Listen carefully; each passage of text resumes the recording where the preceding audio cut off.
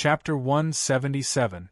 The dust has settled. Zongheng has prepared generous gifts, including 2 Kindle e-readers, a Panda water cup, and a custom-made t-shirt and USB drive for the strongest counterattack. Are you tempted? Then come and join the event. Most importantly, on the 17th, to thank everyone, Old Guan will release at least 2 chapters, and at most 3 chapters. If you don't have the Zongheng app, hurry up and download it. The man holding the Mitsubishi Army knife was the man who drove the Jeep Wrangler from Shanghai to Mount Jiuhua. He was Zhuang Zhou, the powerful tiger man sent by Qin Chang'an.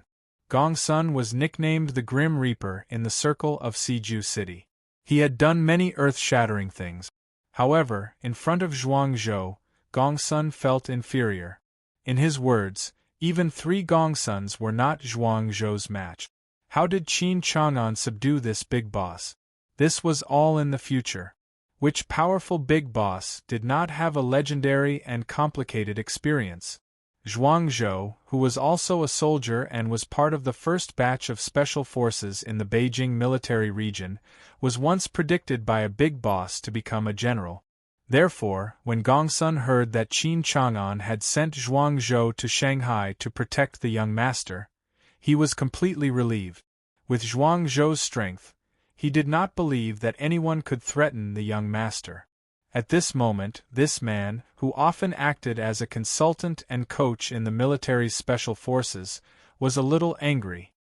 He did not expect things to be so serious, and this group of people actually set up such a trap.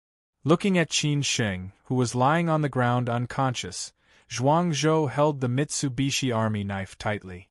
His whole body was filled with murderous intent, and he walked step by step towards Uncle Zhao and the rest. He had not killed for a long time, and he really wanted to practice tonight, because they had challenged his bottom line. His ancestral home was Tsangzhou. Both his grandfather and father were martial arts grandmasters and had a relationship with Old Master Qin. He was indebted to the Qin family. Back then, if Old Master Qin had not used his connections to protect him through difficulties, he might not be alive today. Therefore, the Qin family's business was his business. As long as Qin Chang'an had any orders, he would not say no. Moreover, after so many years, Qin Chang'an rarely spoke to him. Some time ago, he had been training a batch of rookies in the Southern Theater of Operations. Gong Sun had called him and told him that Qin Chang'an had asked him to go to Shanghai to protect a man. Zhuang Zhou had wondered what kind of person was worth Qin Chang'an asking him to go to Shanghai personally.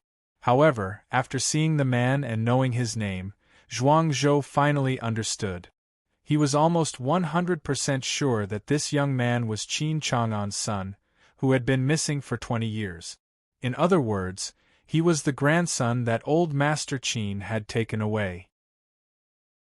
Because of this, Zhuang Zhou had to put in more effort, in case something happened and he could not answer to Qin Chang'an. However, the trap set by this group of people today almost made him lose his face to see Qin Chang'an. How could Zhuang Zhou not be angry? After hearing what Zhuang Zhou said, Uncle Zhao and the rest were shocked. They looked at Zhuang Zhou, who was not far away, almost at the same time. Their expressions changed slightly, and they looked at each other. They did not expect that at this last moment, a strange man would appear. At this moment, they were very clear that this man was definitely not a friend, but an enemy. For him to be standing here, they guessed that the 2 men guarding outside had already met with misfortune. "Who are you?" Uncle Zhao took 2 steps forward and asked. He was close to 50 years old, 1.8 meters tall, with short hair and an expressionless face. This was Zhuang Zhou. He said coldly, "You are not qualified to know who I am?" The Taoist priest and the man blocked Zhuang Zhou's way. They snorted and said, "If you don't want to die, then get lost. With just the 2 of you, how dare you talk about death in front of me? You really overestimate yourself." Zhuang Zhou squinted and said, "I really don't know where you get the courage to touch a man from the Qin family. Then I will let you know what kind of price you will have to pay." Uncle Zhao could not be bothered.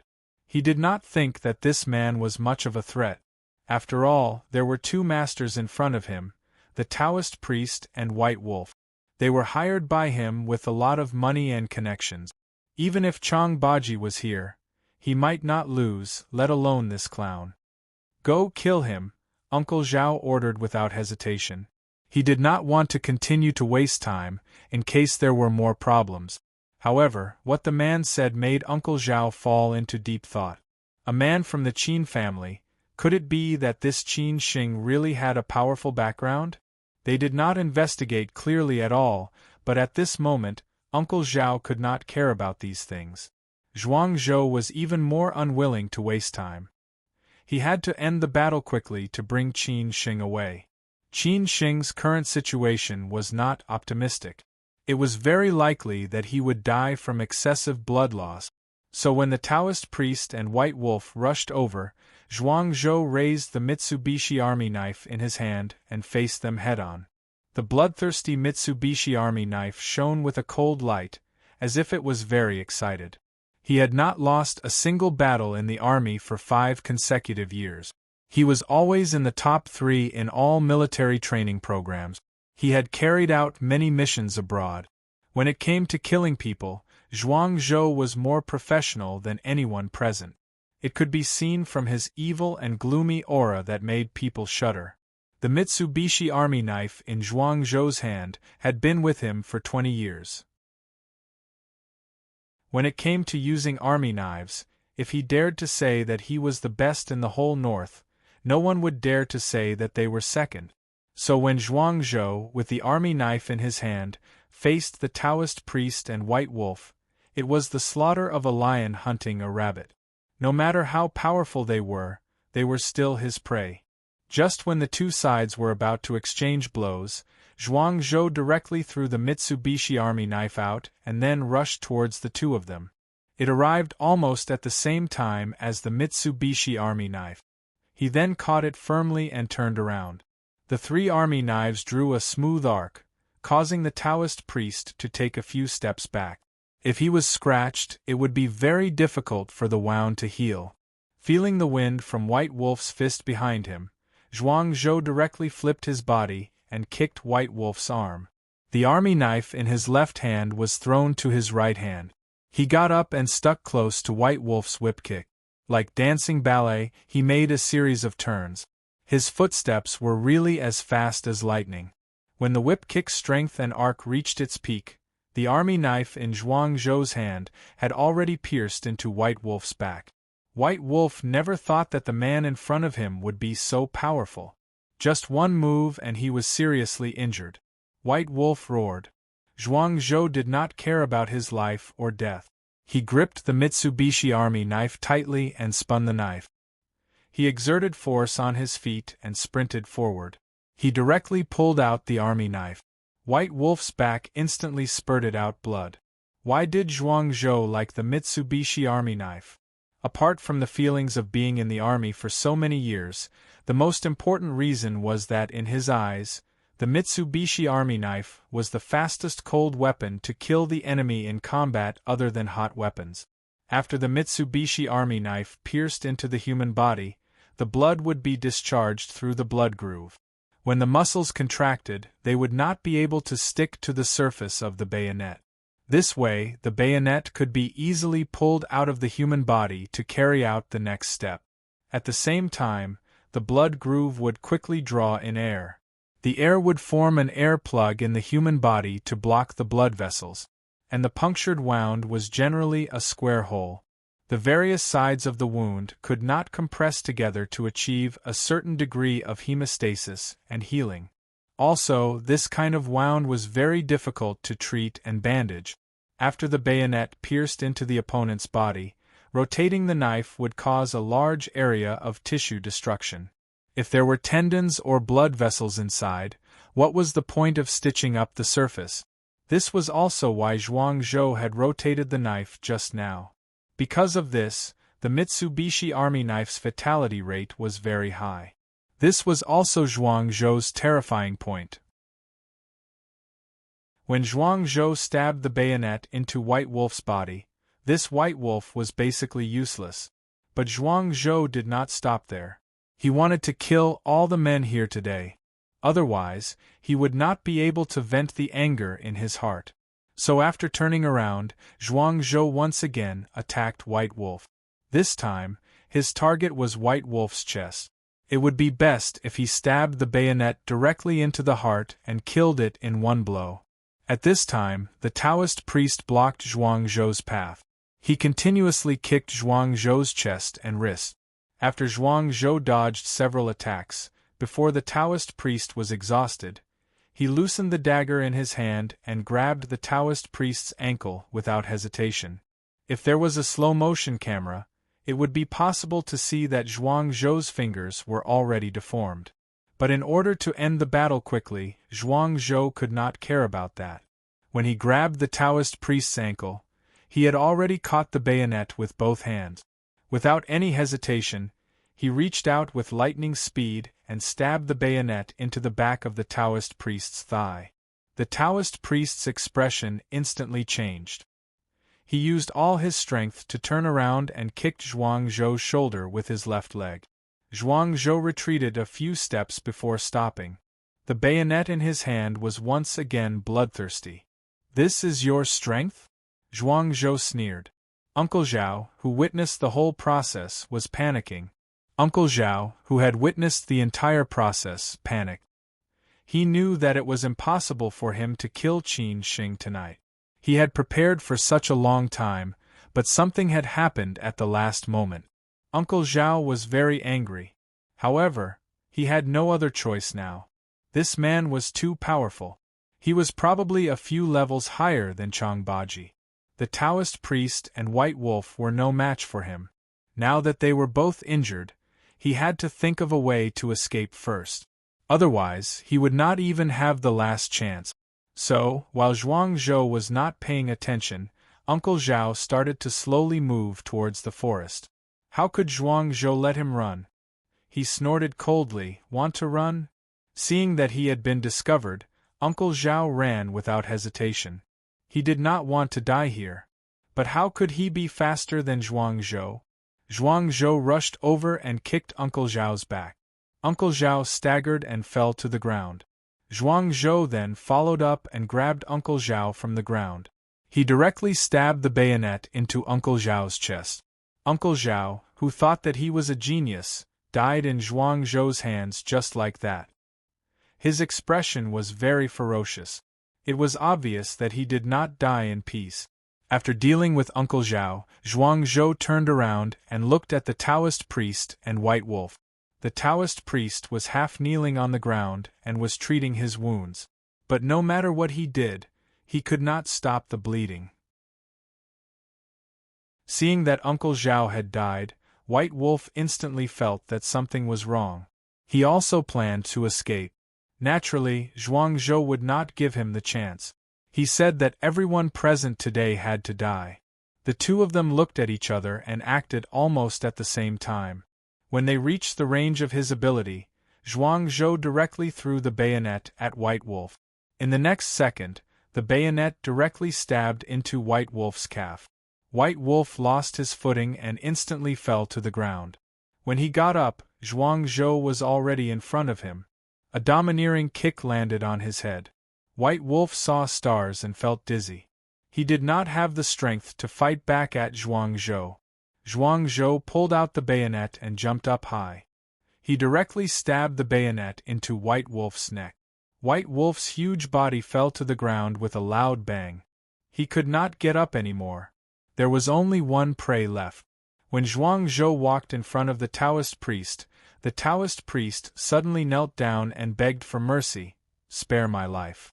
The Taoist priest did not choose to escape. He was very clear in his heart that it was impossible for him to escape after one of his legs was crippled. He could only obediently admit defeat and hope that this devil would spare his life.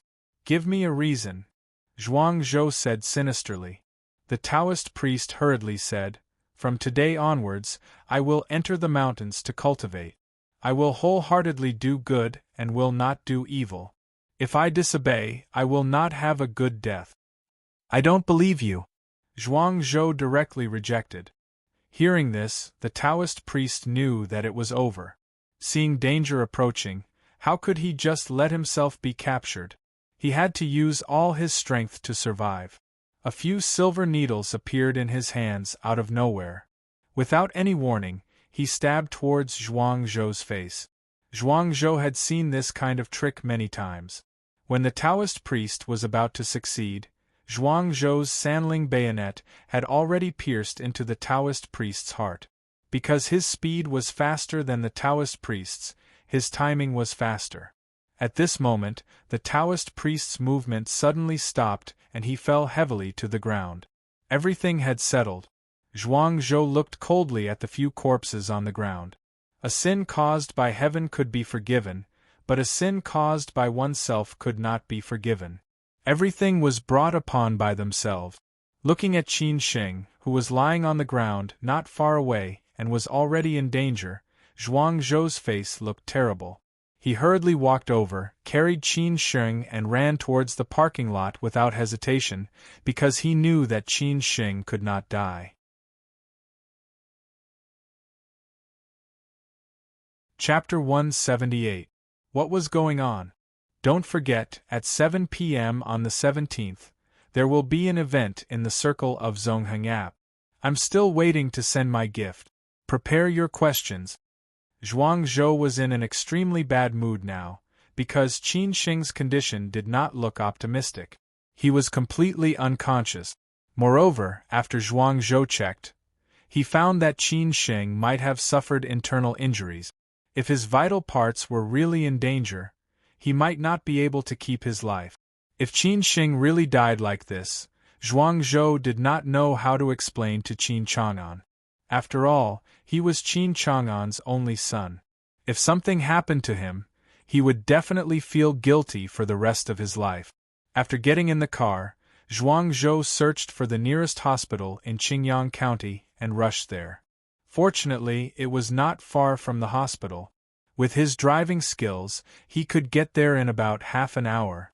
At the same time, Zhuang Zhou called Gongsuan's men who had just arrived at Mount Jiuhua to protect Qin Sheng. He told them the location of the accident and asked them to clean up the mess. After all, there were several dead bodies lying there. It was already 10 p.m. After Lin Su and Tan Jing came back from the Bund, they were still restless. Tan Jing said worriedly, "Su, should we send you to the hospital?" Lin Su frowned and shook her head. Maybe she was under a lot of pressure recently. She called Qin Sheng again, but he still did not answer. This was the third time she called him. Usually, no matter how busy he would tell her. However, it was so abnormal today. Qin Sheng had already arrived at Mount Jiuhua. Logically speaking, he should be fine. Lin Su became more and more worried. She became more and more agitated. In the Sihiyuan of the Qin family in Beijing, Qin Chang'an, who could not calm down, finally put down his book. He picked up the purple clay teapot, which was worth hundreds of thousands of yuan, and was about to pour more tea for himself. However, he did not know why it suddenly slipped out of his hand. The purple clay teapot fell and broke into pieces. Qin Chang'an's expression changed slightly. This was not a good sign. To him, although this teapot was not worth much, it was made by a famous master and was a gift from a friend. Just when Qin Chang'an was still in a daze, Gongsun suddenly pushed the door open and barged in. The two doors hit the wall, which was extremely ear-piercing in the middle of the night. Qin Chang'an was not frightened at all. He turned his head calmly. Before Qin Chang'an could say anything, Gongsun, who was panting heavily and looked extremely flustered, shouted, "Master, young master, something happened to young master." Qin Chang'an's mind went blank instantly because he knew that if it was not something serious, it would not have made Gongsun behave like this. At 11 o'clock in the evening, at the Capital International Airport, a Gulfstream G550 quietly took off and headed straight for Mount Jiuhua Airport in Qizhou. Normally, private planes needed to be booked 48 hours in advance. However, the incident happened so suddenly that there was no direct flight from Beijing to Mount Jiuhua at all. Qin Chang'an had no choice but to use his connections and directly look for the head of the Civil Aviation Administration to settle this matter. After all, such a small matter did not require him to directly look for the Ministry of Transport, which was above the Civil Aviation Administration. Qin Chang'an, who was known as omnipotent in Suzhou City, was not a paper tiger. When Qin Chang'an went to Chizhou, he had made several consecutive calls to Anhui. All the doctors and experts in Chizhou were rushing to Qingyang County. At the same time, a group of experts was set up, including experts from Hefei and Beijing for remote support. Qin Chang'an could not allow any accidents to happen. After all, this was his only son. If something really happened, not to mention other things, Qin Ran would not have any contact with him for the rest of her life, let alone the Zhu family. At the same time, Qin Chang'an had arranged people to block all the news. This matter naturally could not be known by outsiders. Moreover, Zhuang Zhou had killed 5 people tonight. When Qin Chang'an arrived at the People's Hospital of Qingyang County, it was 3:00 in the morning. The operation had been going on for more than 4 hours. All the experts had been replaced by experts from Chizhou. After all, no one could trust the level of the doctors in Qingyang County. Zhuang Zhou had been waiting outside the operating room. When he arrived at the hospital and got out of the car, Zhuang Zhou had already changed his clothes. His things were all in the car. It could be seen that he was very careful. After all, he was a special force soldier. "I didn't protect him well," Zhuang Zhou said after seeing Qin Chang'an, feeling very guilty. "This may be his destiny." Qin Chang'an patted Zhuang Zhou's shoulder and said, "It was not Zhuang Zhou's fault. If it were not for Zhuang Zhou, he might have died and would not be here to rescue him. As for the group of people behind the scenes, he had no time to deal with them now. But what was certain was that the game had just begun. Since they wanted to play so big, then let's see who could laugh in the end." Gongsun also came to comfort Zhuang Zhou. He and Zhuang Zhou were like teachers and friends. After such a big thing happened this time, he knew that with Zhuang Zhou's temper and pride, he must feel bad. So he said softly, "Young master, you are lucky and have a good life. You will definitely be fine." "I know," Zhuang Zhou said lightly. The atmosphere in the corridor was a little depressing. Qin Chang'an had already arrived at the meeting room of the panel of experts. After listening to the narration, he then knew that the situation was more serious than he had imagined. Qin Sheng had a severe concussion, 3 of his ribs were broken and his lungs were injured. His heart function was damaged, and his arm and left calf were fractured. At the same time, the most terrible thing was that he had lost too much blood. No one knew if he could be saved, and no one could guarantee if he could survive the critical period. In the dead of night, Lin Su, who was staying at Tan Jing's house, could not fall asleep no matter how hard she tried. That feeling of panic and shortness of breath had disappeared, but she could not fall asleep because of Qin Sheng. From dark until now, she had already received 7 or 8 calls, until Qin Sheng's phone was turned off. This was not Qin Sheng's character at all. Unless something happened to Qin Sheng, he would not answer her calls. Still no one answered? Lin Su could not fall asleep, so could Tan Jing. After sleeping for a while, she woke up and asked. Lin Su's face was a little pale. She shook her head and said, "His phone has been turned off. Didn't you say that he went to Mount Jiuhua to burn incense? Maybe the signal in the mountains is not good," Tan Jing comforted her.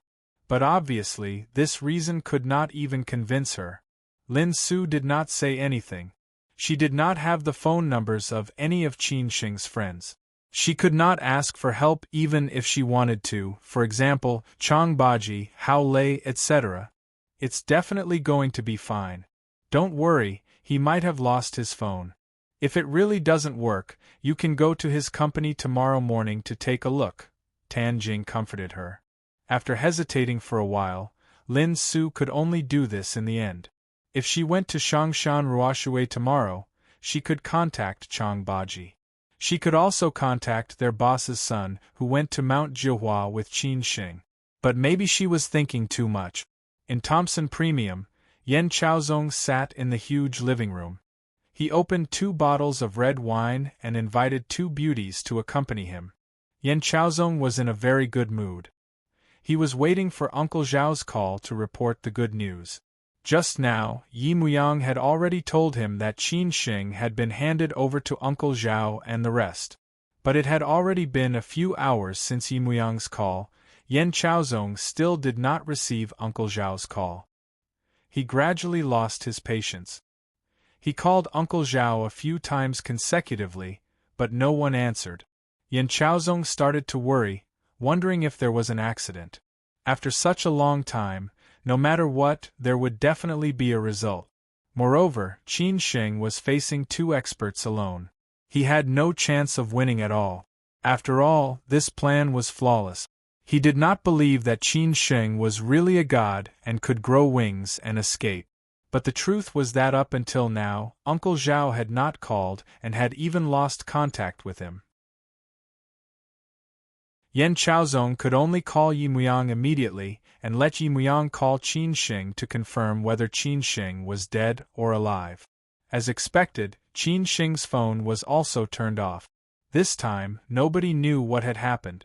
Yi Muyang was still in the hotel in Mount Jihua. Yan Chaozong immediately ordered Yi Muyang to go to Seaview Pavilion to see what was going on. Yi Muyang did not dare to go to Seaview Pavilion at this moment. Such a strange ending had already scared him out of his wits. He was planning to rush back to Shanghai overnight. But due to Yan Chaozong's threat, if he did not go, Yan Chaozong would deal with him. Helplessly, he could only spend a few $1,000s to find 2 local farmers to follow him to Seaview Pavilion. After arriving at Seaview Pavilion, the 2 farmers waited outside. He went in alone, but there was nothing. Yi Muyang was completely terrified. What the hell was going on? Not long after, Yan Chaozong also knew the result. He did not believe it, so he directly brought a few of his subordinates and rushed to Mount Jihua overnight. He had to figure out what was going on. In the People's Hospital of Qingyang County, the operation was still in progress. The sky was about to brighten. It had already been 10 hours, but the operation was still not over. The experts sent news that the situation was not optimistic and asked the family members to be mentally prepared. When Qin Chang'an heard that, Gongsun clearly felt that this man, who could not move at any time, trembled slightly. As a father who had been separated from his son for more than 20 years, Qin Chang'an had too many difficulties. Did God not even give him a chance to reunite with him? Qin Chang'an could not help but feel a little regretful. He regretted that he did not reunite with his son earlier. He regretted that he had to train him and let him go through these hardships. If he had reunited with his son earlier, these things might not have happened. He did not believe that anyone would have the guts to challenge him. Qin Chang'an. Master, you'd better go and rest for a while. I'll call you if there's any news, Gongsun said carefully. Qin Chang'an waved his hand and said, I'm fine. I'll stay here. It's been more than 20 years. I haven't done anything for him. Just take it as me making up for the guilt in my heart. A few hours later, the sky finally brightened. For many people, a new day had begun. Perhaps it was full of passion, or perhaps it was just the same old routine. However, no one knew what had happened last night, and not many people cared. At 9:30, Lin Su appeared in Shangshan Ruoshui on time. He knew that Shangshan Ruoshui started work at 10 o'clock, but most people arrived at 9:30. Everyone was wondering who this new beauty was. Her aura completely overwhelmed all the beauties in Shangshan Ruoshui. Could it be that she was a new artist? When she took the initiative to introduce herself, everyone knew that this beauty was actually Qin Sheng's girlfriend. They could not help but be shocked. Almost everyone just knew that Qin Sheng had a girlfriend, and it was such a beautiful girlfriend, including Yu Fengji and Liu Yuan. Yu Fengji could not help but frown. In the past, she did not understand why Qin Sheng had so many chances to eat her up, but gave up at the last moment. It turned out that his girlfriend was so beautiful. As expected, she was not charming enough and felt somewhat disappointed. However, before Yu Fengji thought too much, Lin Su told her the purpose of her visit. It turned out that she could not contact Qin Sheng. Yu Fengji told Lin Su Chang Baji's phone number. Lin Su quickly called him. After Chang Baji knew about the situation, he realized that something might have happened. He immediately contacted Qin Sheng, but there was still no news. At 10 a.m., when Han Jingdong arrived at Shangshan Ruoshui, everyone immediately surrounded him and asked him to call Yi Muyang. Han Jingdong frowned. He was more or less unwilling, but he still dialed Yi Muyang's number. Regarding this matter, Yi Muyang had already thought of a countermeasure. He told everyone that after arriving at Mount Zhihua, Qin Sheng said that he was going to look for an old friend. Until now, he had not returned. He was also very anxious. Chapter 179. A Father's Love is Silent. Don't forget the activity of Zongheng app at 7 p.m. I'll be waiting for you no matter what. Han Jingdong was supposed to go to Beijing, but Boss Yi had something to do. In the end, he let Angie and Chang Baji go to Beijing. Knowing that Qin Sheng might be in trouble, Chang Baji left Angie and rushed back from Beijing. Hao Lei and Han Bing also knew that Qin Sheng was in trouble, so they immediately came to meet Lin Su. This was also the first time that Lin Su and Han Bing met. No one expected that they would meet under such circumstances. When they first met Lin Su, Han Bing understood Qin Sheng's choice. Lin Su was better than her in all aspects. She never thought that she would lose to anyone. But in front of Lin Su, she really had no advantage. Everyone discussed countermeasures, but there was nothing they could do. In the end, Hao Lei decided to let Lin Su and Han Bing stay in Shanghai. When Chang Baji came back, he brought people to Mount Zhihua to find Qin Sheng. Although the relationship between Yu Fengji and Qin Sheng was a little special, she more or less had some feelings for him. Now that Qin Sheng was in trouble, she was also very worried. But she did not lose her sense of propriety. She knew that Qin Sheng and Xue Qinyan were close. Xue Qinyan was one of the VVAP members of Shangshan Ruoshui. If Xue Qinyan could help, it should be very useful. So she suggested that Lin Su inform Xue Qinyan. Lin Su then remembered Qin Sheng's sister. She immediately found Qin Sheng's contact information through Shangshan Ruoshui. Receiving Lin Su's call, Xue Qinyan was a little surprised. But when Lin Su told her the reason, Xue Qinyan was very shocked. What she was most worried about finally happened. Xue Qinyan was still on a business trip in Hong Kong. She could only come back from Hong Kong tonight. Everyone started to take action. If Qin Sheng knew, he would definitely be very touched. At 11 o'clock in the afternoon in Qingyang County Hospital, the operation that lasted more than 10 hours was finally over. But the result was not so optimistic. The experts could not guarantee that Qin Sheng could survive. They could only say that if he passed through the critical period of 24 hours, the probability of him waking up was very high. If something happened within these 24 hours, even the Buddha could not save his life. Qin Chang'an thanked all the experts. At the same time, he asked Gongsun to prepare something for each expert. Then he directly went out of the hospital, sat on the bench outside the hospital, and smoked several cigarettes. Just as the doctor had said, whether he could live or not depended on Qin Sheng's fate. This might also be his fate.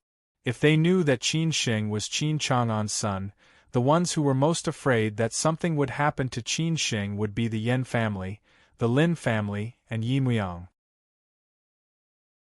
If Qin Sheng really died just like that, based on Qin Chang'an's temper, he would definitely let these three families die with Qin Sheng. At most, they would just throw away the foundation that the Qin family had accumulated for a few generations. If their son was gone, what was the use of these? After smoking a few cigarettes and eating lunch, the old Qin Chang'an finally could not stand it anymore. Gongsun had already booked the best hotel in Qingyang County. Qin Chang'an and Gongsun went back to the hotel to rest first. Zhuang Zhou and a few of Qin Chang'an's confidants stayed in the hospital. They suddenly realized that Qin Chang'an seemed to have aged a lot overnight. There was also a lot of white hair on his head. It could be seen how tormented Qin Chang'an's heart was this night. Chang Baji, Lin Su, and Han Bing were all staying in Shilin Huayuan. Xia Ding also rushed over. Hao Lei contacted Xia Ding. After all, Xia Ding had a good network and could more or less help. Xue Qingyan was on the plane. The group of people who were closest to Qin Xing had finally gathered. Han Bing did not dare to tell Xinxin, for fear that she would be too worried. Chang Baji answered the phone and came in. Han Bing hurriedly asked, "How was it? What did Hao Lei say?" Chang Baji shook his head and said, he asked the hotel. Qin Xing did go to Mount Zhihua and stayed in Julong Hotel with Yi Muyang. But they went out later. When they came back, only Yi Muyang was there. Qin Xing did not come back. So, either Qin Xing chose to disappear on his own, or Yi Muyang is lying, Xia Ding analyzed and said. Han Bing did not understand. What is Yi Muyang's motive? No matter what the motive is, this is too coincidental. Han Zhengdong arranged for me to go to Beijing on a business trip. Yi Muyang chose this time to ask Qin Xing to accompany him to Mount Zhihua. He is the biggest suspect, Chang Baji said slowly. Xia Ding looked at Lin Su and said slowly, "Then let's think again. Other than Yi Muyang, who is the most likely to deal with Qin Xing?" Han Bing naturally did not know about Qin Xing and Yan Chaozong, so she thought it was the cause of trouble left by her father. Chang Baji and Xia Ding looked at Lin Su at the same time. Lin Su did not avoid it. After all, she knew about what happened in southwest Sichuan. So she said calmly, "Yan Chaozong." Chang Baji and Xia Ding looked at each other, then said, "So, as long as we find out the relationship between Yan Chaozong and Yi Muyang, we will know if Yan Chaozong did this or not? Okay, leave this to me. I will go and find out," Xia Ding recommended himself. He knew many famous rich playboys in Shanghai. Their social circles were all interconnected. It was easy to find out about this. In the People's Hospital of Qingyang County, Qin Chang'an blocked all the news. Everyone knew where Qin Xing was. These doctors also did not know who this seriously injured patient was. Gongsun slept for 2 hours and went to the hospital to replace Zhuang Zhou. Qin Chang'an only woke up when the sky turned dark. Actually, he did not sleep well. In his half-asleep state, he kept dreaming. He dreamed of Old Master and Qin Ran's mother. Old Master was still so serious and kept glaring at him. Qin Xing and Qin Ran's mother asked him, "Give me back my son." Under such a situation, how could Qin Chang'an sleep well? Qin Chang'an declined all the matters in Beijing. He did not pick up anyone's phone, no matter who it was. At this time, his son was the most important thing in the world. When Qin Ran called, Qin Chang'an hesitated for a while before picking up the phone. Ran, what's wrong? Where are you? Why can't I know where you are?" Uncle Gongsun did not pick up the phone. Qin Ran, who had just returned to the Sihiyuan, frowned. She was planning to ask Qin Chang'an to do something for her. Qin Chang'an had to say perfunctorily, "I am out of town on a business trip. What's up?" "Well, then we will talk about it when you come back. I am hanging up." Qin Ran still had the temper of a rich young lady. She snorted. Qin Chang'an said subconsciously, "Take care of yourself. If something happens, don't blame me." "What do you mean?" Qin Ran was stunned and asked confusedly. Qin Chang'an did not explain and only said that he was busy. Qin Ran mumbled a few words and hung up. Qin Chang'an rushed to the hospital again without eating dinner. Outside the ICU, Gongsun was alone. The doctor of the expert group had just left. Qin Chang'an asked, "What did the expert say?" Gongsun shook his head and said, "Whether we can survive or not depends on tonight." Qin Chang'an sighed and did not say anything. Time passed by and it was midnight again. No one in Shilin Huiyuan could find Qin Xing. However, Xia Ding had already heard the news that Yi Muyang and Yen Chaozong knew each other and were very close. The answer had been revealed, although there was no concrete evidence. Lin Su wanted to look for Yen Chaozong, but she was stopped by Chang Baji and the rest. Yen Chaozong naturally would not admit it. Chang Baji, on the other hand, planned to look for Yi Muyang. He found out from Han Zhengdong that Yi Muyang had already gone overseas for a trip in the afternoon. Everything was so strange, which explained everything. In the hospital, Qin Chang'an was exhausted. After all, he stayed up all night last night and did not sleep well today. Gongsun could not bear to see him like this. He took the initiative and said, "Master, why don't you go back and rest? Let me watch over him." Qin Chang'an shook his head and said, "If he can't survive, let me accompany him to the end of his life. This is also the only thing I, an incompetent father, can do now." Gongsun did not say anything. After midnight, it was also the time when Qin Xing was in the most danger. After Qin Chang'an consulted the specialists and obtained their consent, he entered the ward in a sterilized suit. Sitting beside Qin Xing, Qin Chang'an held Qin Xing's hand. This was the first time he held his son's hand after more than 20 years. This reminded him of the scene when this kid held his hand and insisted on buying candied haws. Qin Chang'an looked at his son, who was almost completely wrapped in bandages, in silence. Too many memories came to his mind. The eyes of this powerful and ambitious man for many years gradually became blurry.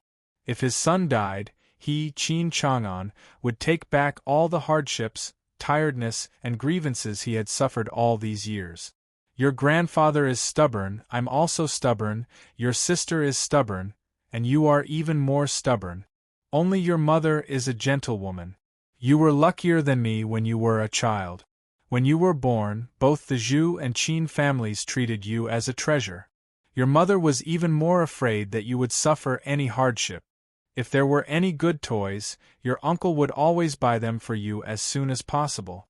Every time your mother took you to your grandmother's house, your grandmother was reluctant to let you go. Every time you stayed there for 10 days to half a month. When you came back, you gained a few kilos. Qin Chang'an began to talk endlessly. He was talking about some trivial things in the past. However, he was afraid that he would not have such an opportunity in the future. Your sister loved you more than anyone else. When you were young, you were very naughty. When I took you to old General Lu's house, you tore a piece of calligraphy that General Lu had just written for me. The ink was not dry yet, but you directly tore it into pieces and said that it was really ugly. Old General Lu was so angry that he did not know whether to laugh or cry. When I got home, I was ready to beat you, but your sister hugged my leg and did not let me beat you. Later, she lay on your body, which made me so angry that I beat her. In the end, your mother stopped me. She loved you more than anyone else. Therefore, after your grandfather took you away, your sister hated me. She did not want to see me for all these years. Every time it was your birthday, she would sneak back to the old house and eat a piece of cake while crying. After that, she would stay quietly for a while. I know all these.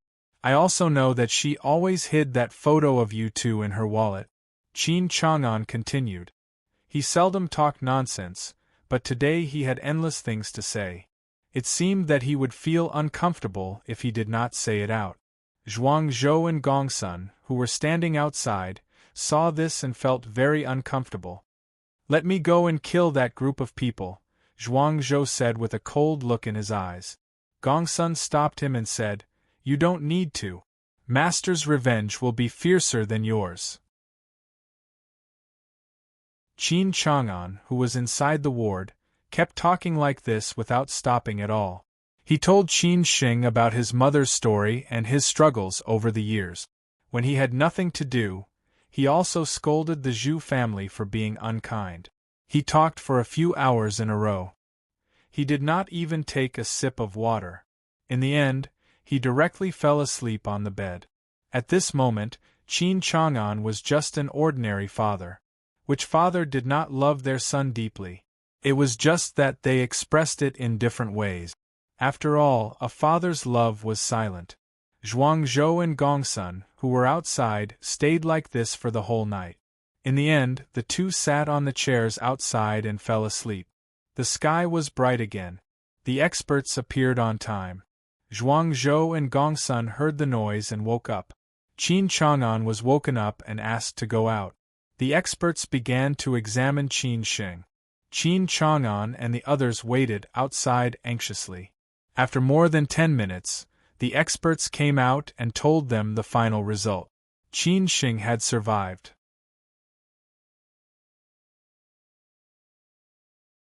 Chapter 180. Put on a Play, Part 2.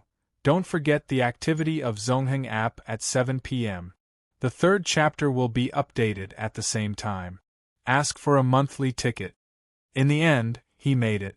At this moment, Qin Chang'an did not know how to describe his feelings. These 2 days were more difficult than the life and death experience he had. Until now, Qin Chang'an finally understood what the old master had said before. He said that this kid's destiny was not good. The more hardships and setbacks he experienced in the first 30 years, the smoother the future would be. If he was too ordinary in the first 30 years, the future would be full of disasters. Qin Chang'an had never believed in the old master's theory. Now, he more or less believed it. No wonder the old master suddenly took Qin Sheng away. If Qin Sheng had stayed in Siju City, with the background of the Zhu and Qin families, he would not have any setbacks in the first half of his life. But he did not know what would happen in the second half of his life without the blessings of his ancestors. Gongsun was also very excited when he heard the news. The young master's life was finally saved. Otherwise, he did not know what would happen. Maybe it would change the fate of the Qin family. Zhuangzhou breathed a sigh of relief and smiled. God had eyes. He owed the Qin family too much. If Qin Sheng died, he really did not know how to face the Qin family. Master, the young master is lucky. He is fine now. Gongsun looked at Qin Chang'an and laughed. Qin Chang'an nodded silently and said, "Since he is fine now, we should go back." Go back? What about the young master? Gongsun asked confusedly. Zhuangzhou was also very confused. What was Qin Chang'an doing? These days, Qin Chang'an had already thought about the follow-up step. Naturally, he had to deal with this mess. So he ordered, "Gongsun, send someone to bring the girl here and let her take care of this guy. It is not suitable for us to stay here." Master, you still don't want to reconcile with the young master? Gongsun had already understood Qin Chang'an's intention and asked. Qin Chang'an shook his head and said, "Yes, but not now. Not in this situation. When he recovers, I will naturally find him. Everything has to be done slowly or he will not accept it." Gongsun said thoughtfully, "Understood. When he wakes up, how are we going to explain everything to him?" Zhuangzhou kindly reminded. After all, they had mobilized such a large force. Qin Chang'an stared at Zhuangzhou and said, "Then you need to put on a show." Half an hour later, Qin Chang'an had already explained everything to Zhuangzhou. Zhuangzhou only needed to do as he said. As for whether Zhuangzhou believed him or not, Qin Chang'an did not care. At most, he would be suspicious, but he would definitely not find any clues. Even if he knew, Qin Chang'an would have other countermeasures. "Zhuangzhou, sorry to trouble you. You have to stay here for a while," Qin Chang'an said politely. Zhuangzhou shook his head and said, "This is what I should do. Don't worry. Then Gongsun and I will go back to Beijing first. By the way, don't let Qin Ran know about it," Qin Chang'an said. "Otherwise, Qin Ran would definitely kill her way here. At that time, all the plans would be disrupted." Qin Chang'an and Gongsun flew directly to Beijing from Mount Zhihua Airport at noon. They would definitely not come back in a short period of time, unless Qin Shing's condition changed. Gongsun directly ordered the people in Shanghai to bring Lin Su to Mount Jihua. As for what to do and what to pay attention to, Gongsun also reminded them. In Shanghai, under the leadership of Xue Qinyan, everyone was thinking of ways to find Qin Shing. However, there was still no news. If it went on like this, Qin Shing would obviously be in danger. Lin Su's patience had been worn out. She only wanted to see Qin Shing now. As long as Qin Shing was fine, she would be willing to make any sacrifice. She was not willing to sink into guilt and self-blame for the rest of her life. If it were not for her, Qin Shing would not have met with an accident. At noon, only Han Bing and Lin Su were in Shilin Huayuan. Chang Baji and Hao Lei did not know what to do. Xia Ding accompanied Xue Qinyan to Mount Jihua and prepared to find Qin Shing by relying on the local connections. Lin Su told Han Bing that she had to go out to get something, and then left Shilin Huayuan quietly. She was going to find Yan Chaozong. No matter whether Qin Shing was dead or alive, she wanted to know the result. If Yan Chaozong only kidnapped Qin Shing and intended to threaten her, then there was still room for negotiation. In the first-class Thompson mansion, Yan Chaozong was completely helpless. He brought people to Mount Jihua to look around, but still did not find Uncle Zhao and the others. Now Qin Shing, Uncle Zhao and the others were missing. The news from the group of people sent to follow Chang Baji was that they were also looking for Qin Shing. Could it be that this group of people had disappeared into thin air? At least one of them was alive. Couldn't they have perished together? Or was there a third party? Yan Chaozong was a little depressed. The more time passed, the more likely it was that Uncle Zhao and the others had met with an accident. If Uncle Zhao and the others were alive, they would definitely contact him. There was no reason for them to disappear. As for whether Qin Shing was alive or not, Yan Chaozong did not know. Lin Su was going to find Yan Chaozong.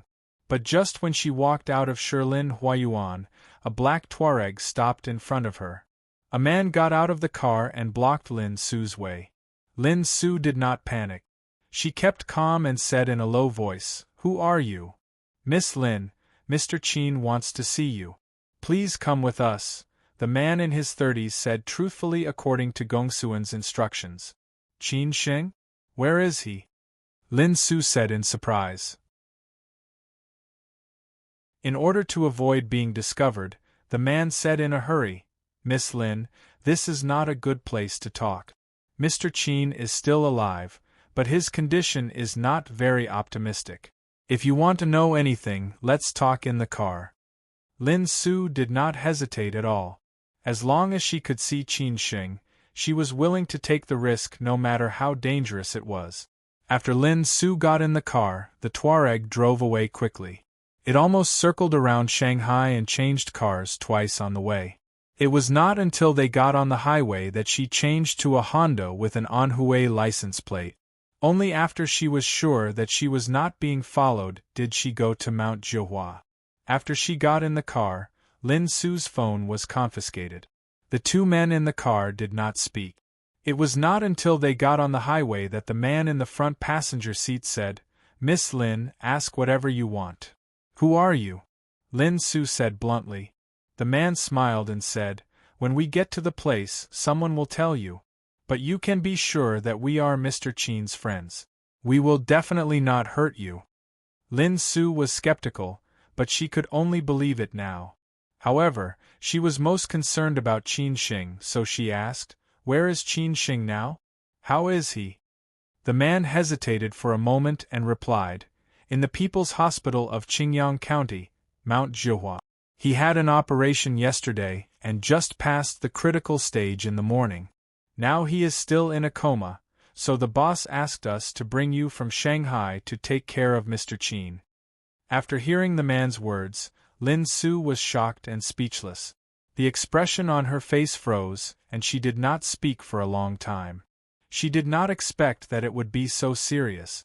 It could be seen what Qin Shing had been through in the past 2 days. Unconsciously, Lin Su's eyes were wet with tears. She felt extremely heartbroken and uncomfortable. Miss Lin, don't worry. The most dangerous period has passed. But our boss told you not to let anyone know about this. Mr. Qin was seriously injured this time. Even if he wakes up, it will probably take him half a year to recuperate. Our boss is afraid that Mr. Qin's enemies will harm him, so he does not want outsiders to know where Mr. Qin is. But you can send a message to your friends who care about Qin Xing and tell them that Mr. Qin is fine. Ask them not to worry, but ask them to keep their mouths shut. The man repeated Gongsuan's words. This was all planned. Lin Su wiped her tears and said with a trembling voice, "Okay, I got it." Qin Sheng was injured, and he was seriously injured. Lin Su really could not imagine it. She wanted to see Qin Sheng immediately. After she calmed down, Lin Su followed the man's instructions and sent a message to Chang Baji. Tell everyone that Qin Sheng is fine. He was injured a little. You don't have to look for him anymore. I will take care of him. When he recovers, he will come back. Don't worry too much. Don't let outsiders know that he is still alive. When Chang Baji saw this message, he and Hao Lei were keeping an eye on Yan Chaozong at the number 1 building in Tangqing. If Qin Sheng was still alive, he believed that Yan Chaozong would definitely expose his whereabouts. Don't keep an eye on him. Let's go back, Chang Baji said thoughtfully. Hao Lei was confused and asked, "What do you mean?" Chang Baji did not explain. Instead, he brought Hao Lei back to Shilin Huayuan. At the same time, he called Xue Qinyan and Xia Ding and asked them to video call each other later. After returning to Shilin Huayuan, Chang Baji showed everyone the message sent by Lin Su. Everyone suddenly realized that Qin Sheng was finally fine. Although he was injured, which made everyone very worried, he was still alive. As long as he was alive, everything would be fine. Although they had thousands of questions, they could only bear with it. Hao Lei asked, "What should we do next?" Chang Baji looked at Xue Qinyan and Xia Ding in the video and said, "Keep acting. Continue acting." Regarding Chang Baji's suggestion, everyone agreed unanimously. After all, they knew that Qin Sheng was still alive. Others did not know this. They could not let them know this news. Therefore, everyone continued to do what they were supposed to do. At 6:00 in the afternoon, Lin Su finally arrived at the People's Hospital of Qingyang County. At this time, Qin Chang'an and Gongsun had already returned to Beijing. Only Zhuang Zhou was left in the hospital. He would stay here for a long time. When Qin Sheng's body was ready, he would be transferred to Hefei. When Lin Su saw Zhuang Zhou, the man who picked her up introduced, "This is our boss, Mr. Zhuang. He saved Mr. Qin." "Hello, I am Zhuang Zhou, an old friend of old Master Qin." Zhuang Zhou took the initiative to stretch out his hand. This was also arranged by Qin Chang'an, and it was half true and half false. Only in this way, Qin Sheng could more or less believe it. Looking at the middle-aged man in front of her, Lin Su was very excited and said, "Thank you. Thank you for saving Qin Sheng. Lin, this is what I should do. I originally owed the Qin family a favor. Now I am just repaying the debt. Moreover, I did not do a good job." Zhuang Zhou sighed and said, "All right, you go in and see Qin Sheng first. I know you are very worried about him." Lin Su really could not care too much now. She only wanted to see Qin Sheng. Therefore, after nodding to Zhuang Zhou, she directly walked into the ward.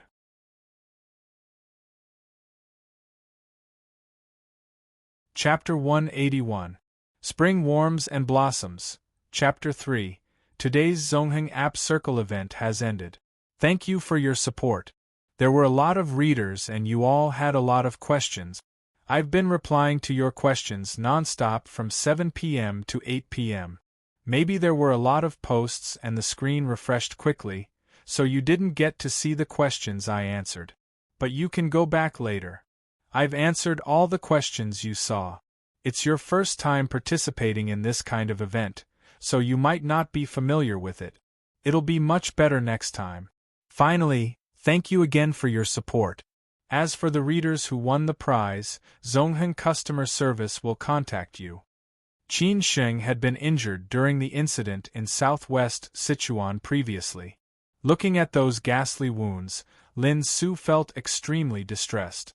It was precisely because of this that she made up her mind to bring Qin Sheng back to the Lin family.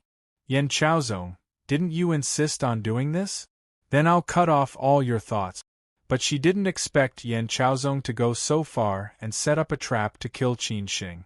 If it wasn't for old Master Qin's old friend, Qin Sheng might have been dead. At this moment, Lin Su's heart was extremely heavy. The pressure in the ward made it hard for her to breathe, and she couldn't even move. She used all her strength to barely take a step forward. Step by step, she walked towards Qin Sheng. It was just a few meters, but she felt like she had walked for 10 years. Ever since she knew Qin Sheng, she had never seen him like this.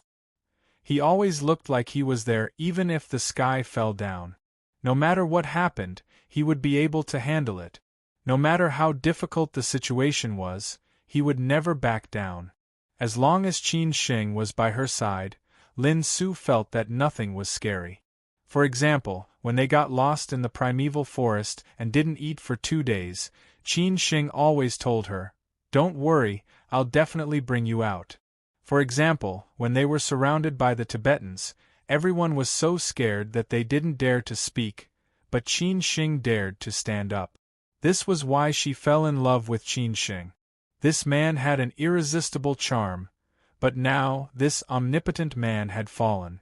Lin Su felt that the sky she had been relying on had collapsed. This man had always been thinking for others, but never for himself. He had helped so many people, but at this moment, who could help him? "I'm sorry." Lin Su held Qin Sheng's hand and sobbed. The familiar warmth was gone. Qin Sheng's hand was icy cold, and she could only see his eyes. If it wasn't for this familiar feeling, she wouldn't have believed that this was the man who occasionally flirted and acted like a hooligan. She covered her mouth and did not dare to make a sound. She was afraid that she would disturb Qin Sheng, who was in his sleep. She kept blaming herself. If it were not for her, Qin Sheng would not have ended up like this. If she was by his side, Yan Chaozong would not have dared to be so presumptuous. Lin Su's heart skipped a beat. She thought to herself, Qin, Tian, Tian, the Tian, when Zhou, Tian, breaking Tian, Tian, Zhuang Zhou could understand. After all, Lin Su was Qin Sheng's girlfriend. If she loved this man deeply, she would definitely be heartbroken. Even a strong man like Qin Chang'an could not stay calm after seeing his son like this, let alone a weak woman like Lin Su. After a long time, when Lin Su had calmed down, Zhuang Zhou patted her shoulder gently and said, "Girl, you have to be strong at this time. If Qin Sheng was here, he would not want you to be so sad. Only when you are strong enough can you take good care of Qin Sheng. In this way, he will wake up earlier." "Uncle, I know," Lin Su said, biting her lip. Zhuang Zhou then said slowly, "During this period, you have to stay in the hospital and can't go anywhere. I'll get someone to buy some daily necessities for you later. As for the clothes to change, you can tell the nurse what style you like, and I'll get someone to accompany her to buy them. Here's a new mobile phone with a new number. You can use it first. My number is saved in it. If anything happens, we can contact each other in time. Your old mobile phone is turned off and can't be used anymore. You have to avoid everything related to your past during this period of time, in case someone finds out Qin Sheng's location." "Okay, I'll listen to you." Lin Su nodded. The only person she could trust now was the middle-aged man in front of her. In this way, Lin Su started her life as a caretaker. When everyone found out that Qin Sheng was missing, Lin Su also disappeared. Yan Chaozong was among them. He could not find these two people no matter how hard he tried. However, he was almost sure that Uncle Zhao and the others were dead. Qin Sheng was still alive. Otherwise, Lin Su would not have disappeared. One morning 4 days later, when Lin Su went out to get water and was about to wipe Qin Shing's face, the nurse suddenly rushed over and shouted to her that Qin Shing had woken up. Lin Su was stunned on the spot. The water basin in her hand fell to the ground subconsciously. When she came back to her senses, she ran to the ward without hesitation. She did not look like a gentle and elegant goddess. She looked more like a tomboy carrying a bucket of water with one hand. Qin Shing finally woke up. He felt that he had fallen into endless darkness, as if there were 10,000 hands pulling him into the abyss. However, every time he was about to collapse, he could hear the call from above. He saw his grandfather, his mother, and his father. Although their figures were very blurry, he also saw many familiar figures. He saw Lin Su, Han Bing, Xue Qinyan, Su Qin, Auntie Wang, Uncle Lin, Xin Xin, Chang Baji, Hao Lei, Xia Ding, and so on. In the end, he finally came out of the darkness. He could hear the familiar voice every day. That was Lin Su's voice. Lin Su talked to him. Sometimes he could even hear Lin Su sobbing softly. He wanted to open his eyes, but no matter how hard he tried, he could not open his eyes. He did not know whether he was dead or alive. Maybe he was already dead, because he did not think that there was any possibility of him being alive. That night, he tried his best, but he was not a match for the two men at all. All of this was thanks to Yan Chaozong and Yi Muyang. However, on this day, he did not hear Lin Su's voice. Instead, he heard the voices of many people, as if they were checking his body. He subconsciously wanted to open his eyes, but he did not expect that his eyes would actually open. He finally saw light, but he did not know where he was. Immediately after, he saw and heard a few men and women in white coats, who should be doctors, cheering. He finally understood everything. This was the ward. He was alive. He was actually still alive. He could not believe it at all. However, when he saw that familiar long-haired woman, he finally believed the fact that he was still alive, because he saw that she was crying and trembling. She had lost weight and was haggard. He wanted to stretch out his hand to wipe away her tears, but he felt pain all over his body, as if he was struggling. It was so painful that his tears came out. He wanted to tell her, "Have you forgotten? I hate seeing my beloved woman cry the most," but he could not say a word. He finally knew that the current him was basically a useless person. However, the fortunate thing was that he was still alive. It was such a wonderful thing to be alive. Half an hour later, Zhuang Zhou, who received a call, rushed over from the hospital. The doctor had already told him and Lin Su that their bodies were recovering well.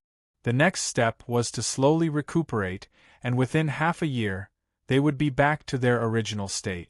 When Qin Shing heard this, he let out a long sigh of relief. He was afraid that he would be completely crippled. Lin Su told Qin Shing, "It was Uncle Zhuang who saved you. He is an old friend of the old master." Zhuang Zhou knew that Qin Shing had a lot of questions, so he said, "When you are almost recovered, I will tell you what you want to ask." Zhuang Zhou left the time for Qin Shing and Lin Su. He knew that they had a lot to talk about. After all, going through life and death was a kind of baptism for anyone. After coming out of the ward, Zhuang Zhou found a place where there was no one and immediately called Qin Chang'an. During this period of time, he would report to Qin Chang'an about Qin Shing's recovery every day, in case something really happened. In the VIP building of the capital airport, Qin Chang'an, who was preparing to go on a business trip to Europe, picked up the call. During this period of time, he was very busy. He was going to Europe to buy an insurance company. Recently, the central bank's foreign exchange bureau was very strict about cross-border purchases, so it was very difficult for funds to go out. Qin Chang'an's several projects abroad were in turmoil, so he had to rely on external funds to buy them. Otherwise, these projects might be aborted. "Lao Qin, he's awake," Zhuang Zhou said in a low voice. Since he was awake, it meant that everything was fine. Qin Chang'an nodded quietly and said, "Okay, I understand." You still have to continue acting. Let him recover in peace. We will talk about the rest later. After hanging up, Qin Chang'an squinted his eyes.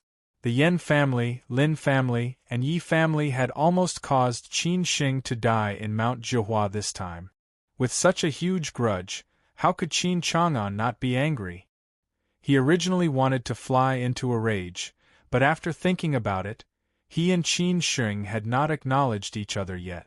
If he did that, Qin Shing would definitely know. Moreover, these were all Qin Shing's business. Based on his understanding of Qin Shing was obviously more willing to take revenge himself, so Qin Chang'an would not overstep his boundaries. However, he would not let the Yen family and the Lin family off so easily. Didn't the two of them think that they were the rich and powerful families in Ninghu? In that case, he would let them feel the power of the big families in Siju City. Thinking of this, Qin Chang'an immediately called Gongsun and said, "Help me check the movements of the Yen family and the Lin family during this period of time, especially if there are any big projects or direct or collateral promotions?" Qin Chang'an's intention could not be more obvious. Of course, he wanted to discuss them. Gongsun immediately understood. In the People's Hospital of Qingyang County, Qin Shing's body was recovering slowly. Lin Su had been taking care of him by his side. When he had almost recovered, Zhuang Zhou transferred Qin Shing to a private hospital in Hefei. Time passed just like that. Qin Shing and Lin Su completely disappeared. 3 months later, in Xiamen, spring was warm and flowers were blooming. At the seaside not far away from Xiamen University, a new cafe that was more artistic had opened. At the same time, it also sold fresh flowers and old books. Most of the things in the cafe were white roses. As the location was better, there were more customers. Or perhaps it was because the lady boss of the cafe was too beautiful. The students of Xiamen University would come over every few days to take a look at her. The lady boss was so beautiful, but the boss was such a pity. He was a cripple with 2 crutches. Most of the time, he would listen in at Xiamen University and occasionally help out in the cafe. Other than that, there were a few employees, who were all part-time students of Xiamen University. The cafe's business was considered the best in the vicinity. It opened from noon until 10 p.m.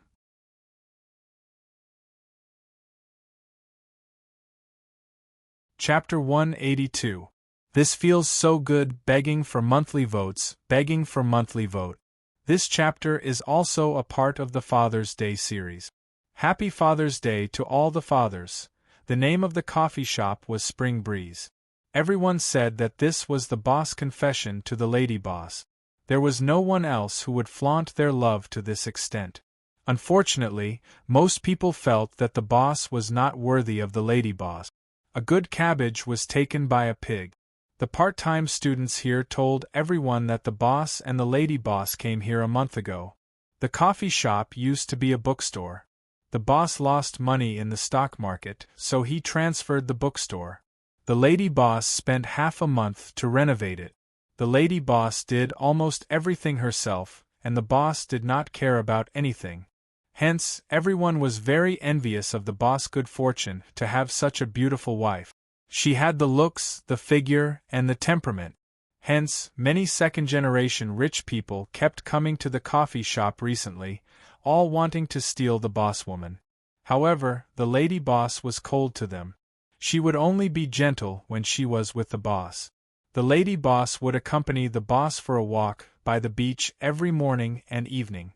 After they came back in the morning, the boss would go to Xia University to attend classes. In a short period of time, he had already made a map of attending classes. What he was most interested in was philosophy. It was said that he had argued with a famous professor of Xia University in class. In the end, the professor actually admitted defeat. The two even became friends. The professor was planning to recommend the boss to the school to be a professor in the philosophy department. The boss would attend classes while the lady boss was busy with other things. She would prepare lunch and wait for the boss to come back. After lunch, the boss would take an afternoon nap. Only then would the lady boss come to the coffee shop. In the afternoon, the boss would still attend classes. If there was no class, he would come to the coffee shop. If the boss went to attend classes, the lady boss would go back in advance to prepare dinner. After dinner, they would go for a walk by the beach and then return to the coffee shop together. This was the daily life of the boss and the lady boss. There were almost no changes. Many people felt that it was a little boring. They did not know what method the boss used to make the lady boss love him so deeply. The boss and the old lady were naturally Qin Xing and Lin Su. When their bodies had almost recovered, Zhuang Zhou transferred them to a private hospital in Hefei. When Qin Xing could get up and move around, he always felt that it was too depressing and boring to stay in the hospital. Hence, Zhuang Zhou arranged for them to come to Xiamen. Both Lin Su and Qin Xing quite liked this seaside city. This coffee shop and the place where they stayed were all arranged by Zhuang Zhou, just so that Qin Xing could recuperate in peace. Qin Xing and Lin Su smiled and nodded in response. The strange customer's eyes were full of smiles. This customer was about 50 years old and had a well-proportioned figure. However, the wrinkles on his face and the white hair on the top of his head made people know that he was no longer young.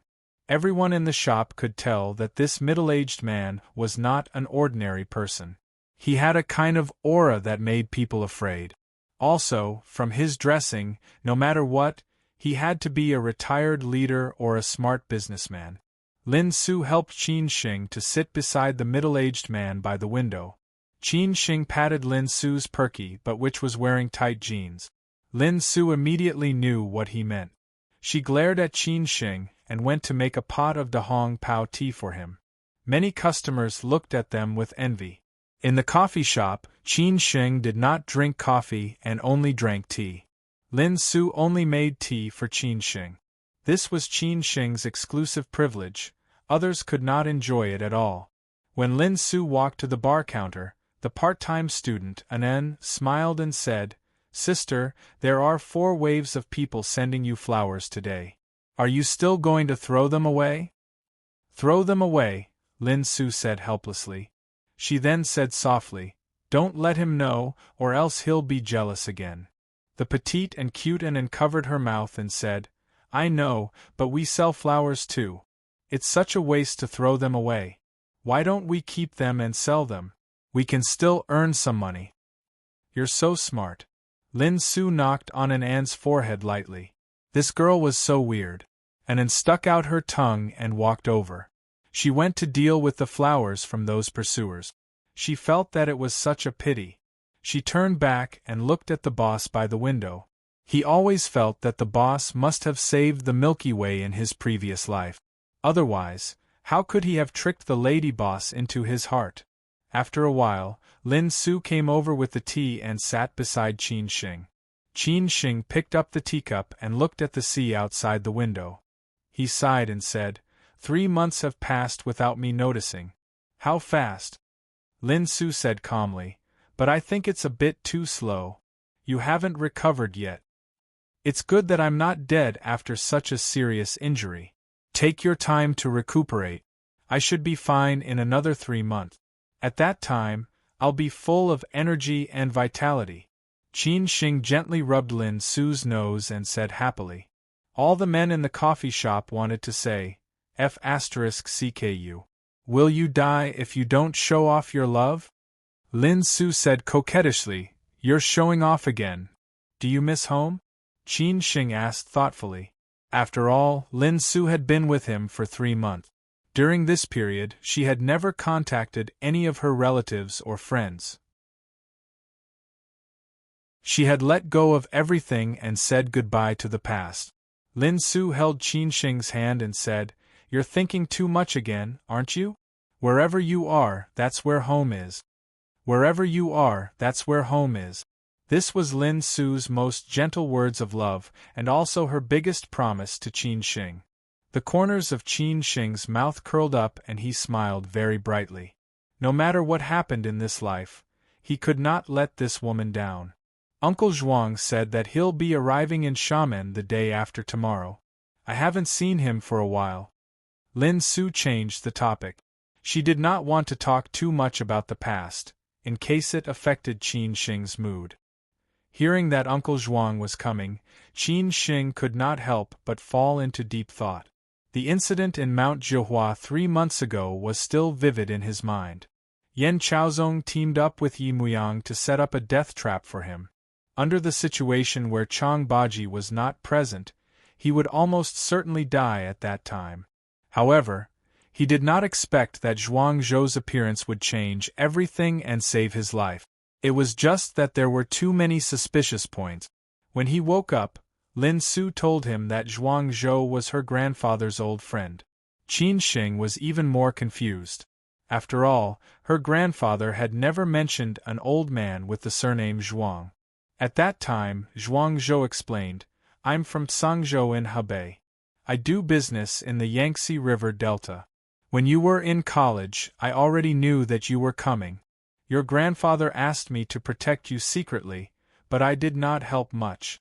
After all, there was still Jiang Xianbang, so I did not intervene in many things. When you just came back to Shanghai, I already knew that you were back.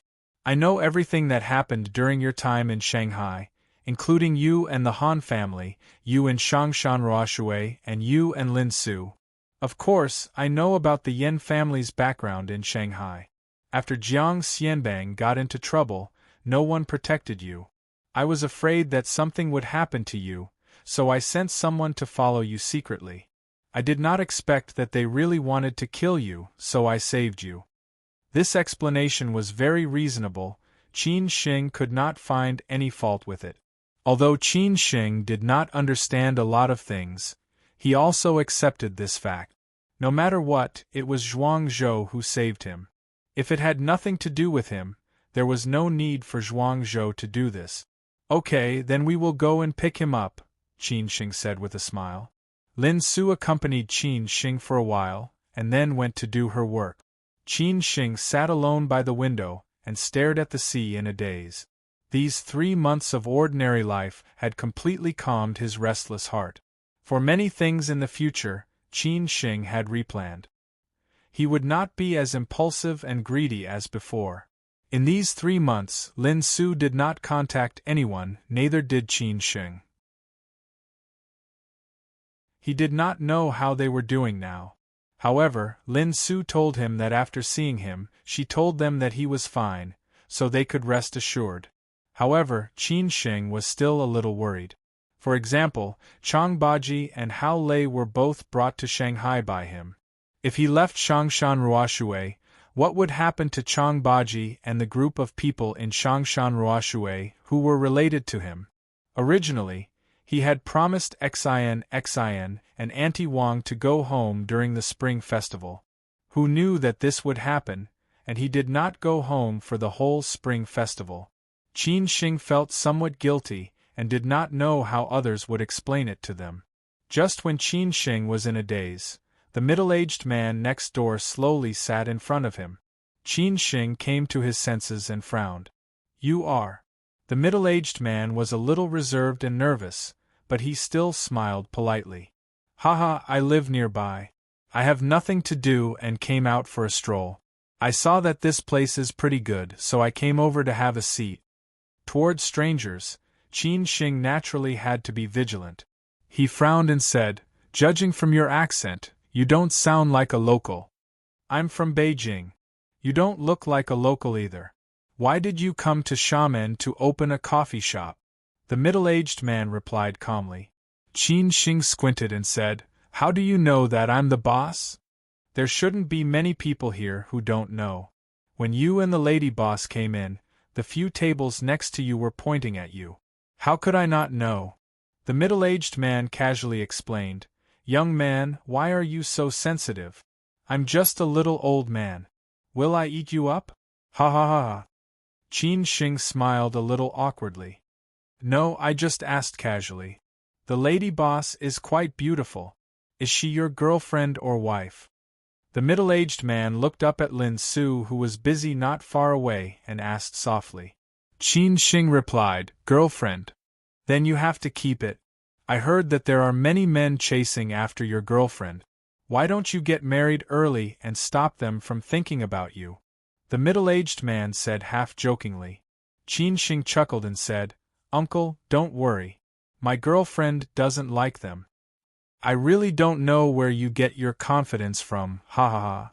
The middle-aged man could not help but laugh. Xiamen was a tourist city. Although there were not as many tourists as Golangyu, there were still many tourists who came here to stroll. Hence, there were always strange people. However, Qin Shing rarely paid attention to them. He liked to sit here and stare blankly. "Uncle, did you come to Xiamen to travel or?" Since he had nothing to do, Qin Shing chatted with the middle-aged man. The middle-aged man smiled and replied, "I came out to relax. It's boring to stay at home after retirement. My son and daughter are not by my side. My wife passed away a few years ago. Hence, every year I would change my residence in a few cities. I just arrived in Xiamen this month. Previously, I lived in Sanya. Uncle, you really know how to enjoy life." Qin Shing smiled and nodded. These retired old people could understand. After working hard for a lifetime, it was time to enjoy life. After chatting with Qin Shing for a while, the middle-aged man was afraid that Qin Shing would get suspicious and think too much. He stood up and said, "All right, it's getting late. It's easy to feel sleepy when you're old. It's time to go back and rest. I'll come again tomorrow when I'm free. Then I won't see you off." Qin Shing pointed at the two crutches not far away. The middle-aged man shook his head and smiled bitterly. Then, he left.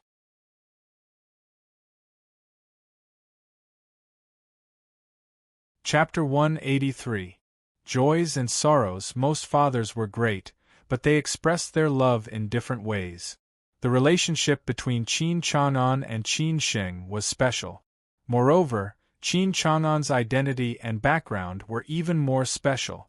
He had to consider all kinds of factors for Qin Shing and the Qin family, not only the present but also the long term.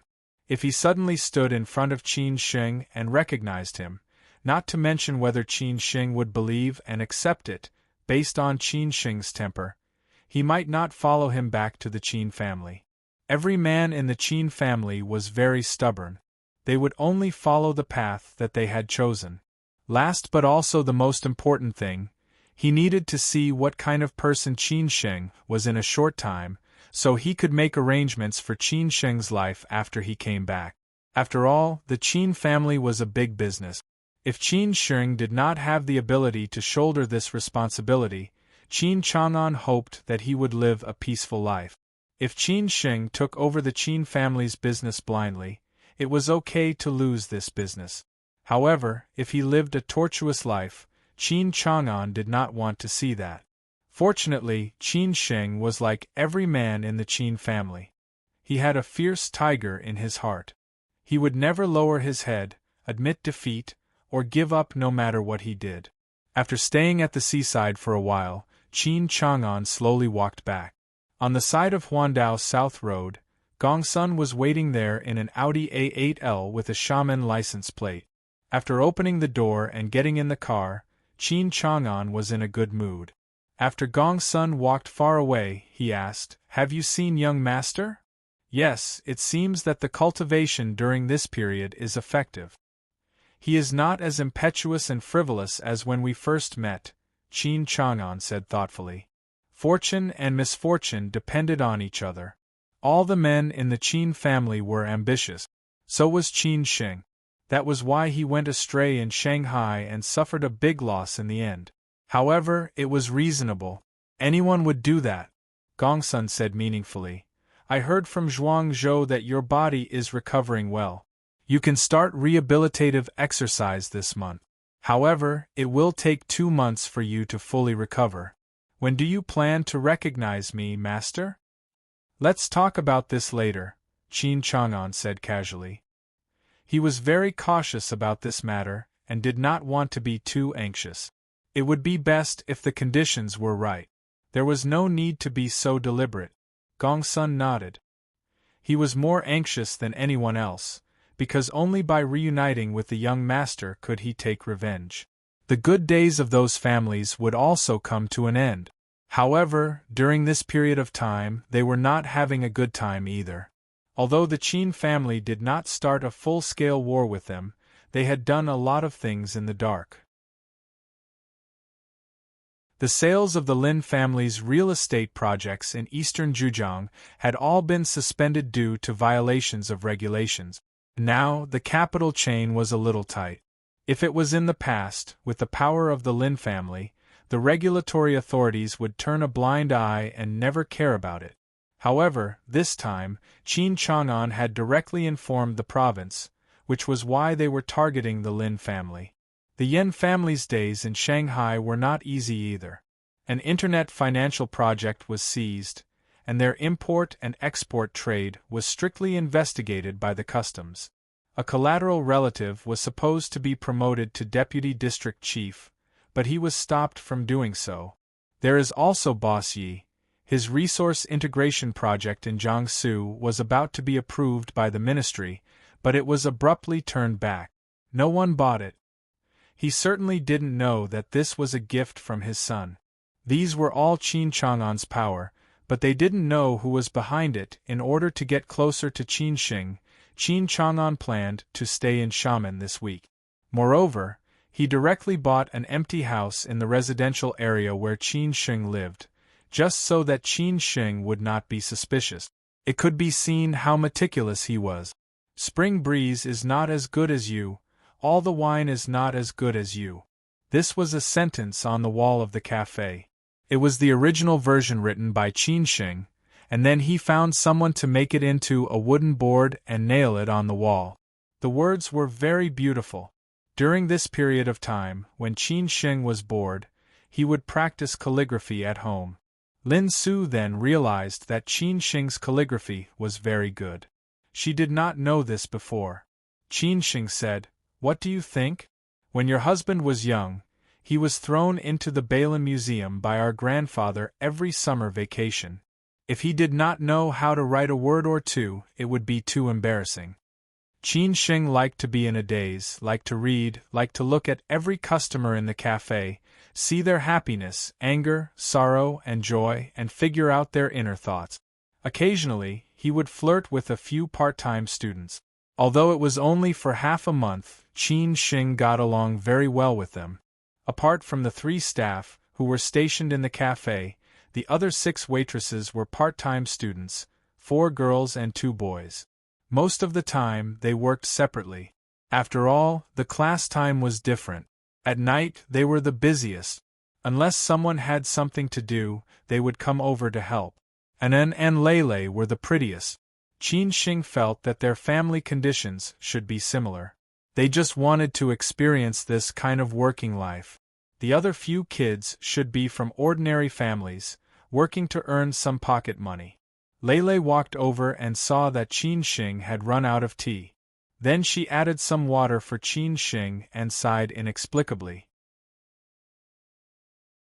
Lele, who was wearing the cafe's gray work uniform, was very beautiful. She had a pair of sweet dimples and was the most popular waitress in the cafe. "Why are you sighing all of a sudden?" Qin Shing said with a smile. Lele turned sideways and looked at the table of customers not far away. There were 2 boys and a girl. The girl was dressed very beautifully. The boy beside her was also bright and beautiful. He looked like a son of a rich family. The boy opposite her was dressed very plainly. His hair was messy and his eyes were a little swollen. He was in a very bad state of mind. "I feel sorry for that boy," Lele said very unhappily. Qin Shing looked over there and then listened to their conversation. Only then did he understand what was going on. It turned out that the beautiful girl and the boy opposite her were boyfriend and girlfriend. They had been dating since high school until their 3rd year in university. The boy studied at Beijing University while the girl studied at Xiamen University. They had been in a long-distance relationship. The boy would come to visit the girl every month. They would take the train for more than 10 hours. They could only take the hard seats because they had no money. After 3 years, the train tickets were piled up. Today was the girl's birthday. The boy did not tell the girl in advance. He took the train again and secretly came to Xiamen. He originally wanted to give the girl a surprise, but he did not expect to receive such a blow. The girl appeared in front of him with the boy beside her. At that moment, the boy felt that his world had collapsed instantly. "I'm sorry, we are really not suitable for each other." Facing the boy, the girl gave such an excuse. It had been 5 years since they were not suitable for each other. If they were not suitable for each other, they would have broken up long ago. How could they have lasted until their 3rd year in university? If they were not suitable for each other, why didn't she take the initiative to break up? Instead, she had been dating another boy behind the boy's back. The boy was not angry. His eyes were full of determination. He smiled and said, "These few years have not been easy for you. I couldn't go shopping with you, go to the library with you, accompany you to eat. I couldn't take care of you when you were sick. When you needed me, I couldn't immediately appear in front of you. Speaking of which, it's all my fault. But it's pretty good now. At least in the future, there will be someone by your side to take care of you. I can also be at ease. Don't be like this." Hearing the boy say this, the girl felt very sad. She bit her lip and said, "You will find a better girl." The boy revealed a bright smile and said, "I know, I also believe that. It's getting late, you guys should go back early."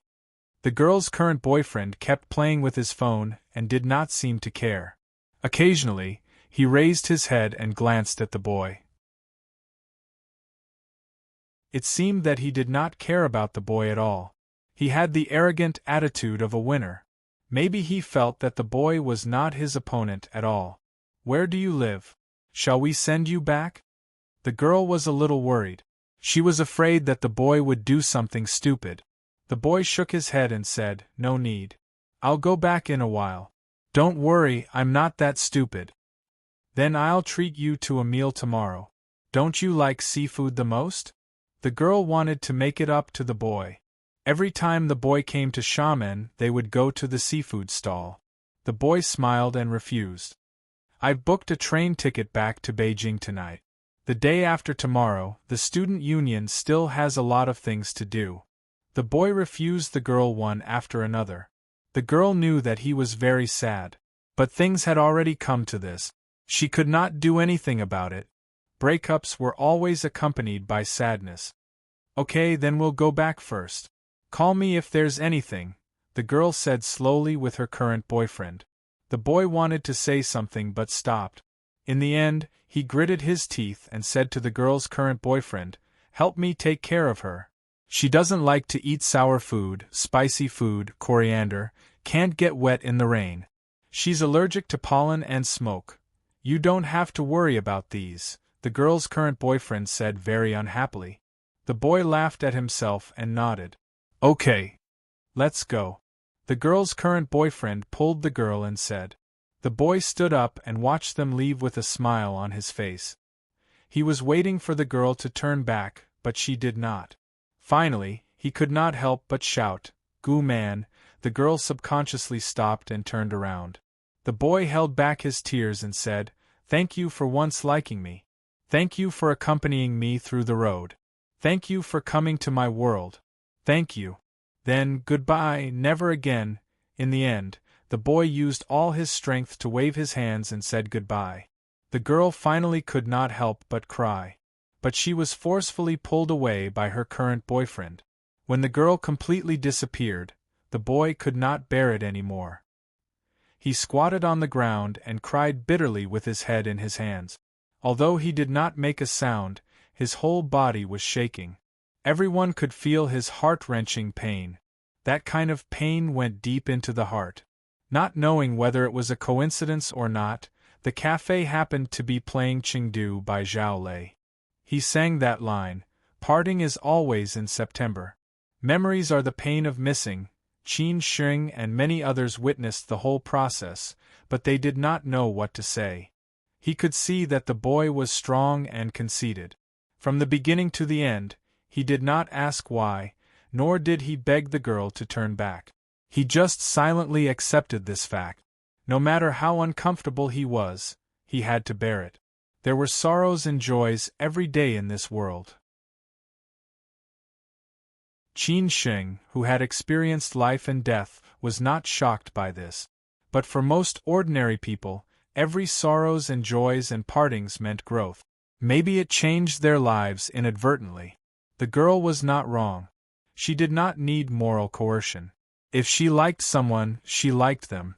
If she did not like them, she did not like them. There were no additional conditions. The boy was not wrong either. To him, the girl at this moment was no longer the girl he used to like. Even if they started over, everything could not go back to the past.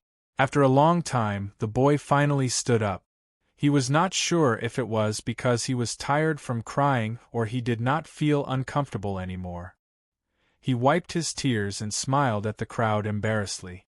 Then he took out his phone and deleted all the contact information with the girl.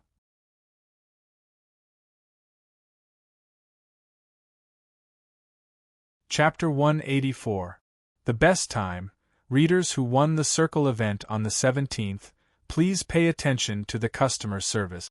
Please tell the customer service your address and contact details. P.S. The recent plot is to pave the way for the next few days. 2 chapters a day at the end of the month. To many people, alcohol was the greatest invention of mankind because it could cure pain and sorrow. Different countries invented different types of alcohol.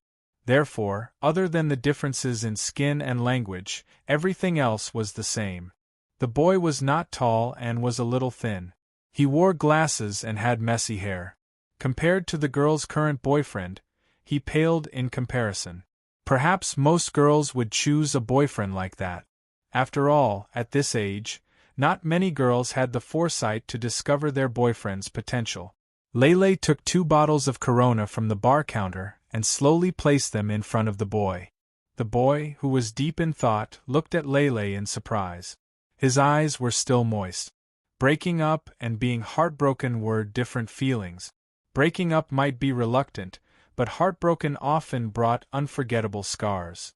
This is. Facing a beautiful girl like Lele, the boy was obviously a little shy. Lele looked at the boss not far away and smiled. The boss asked me to give it to you.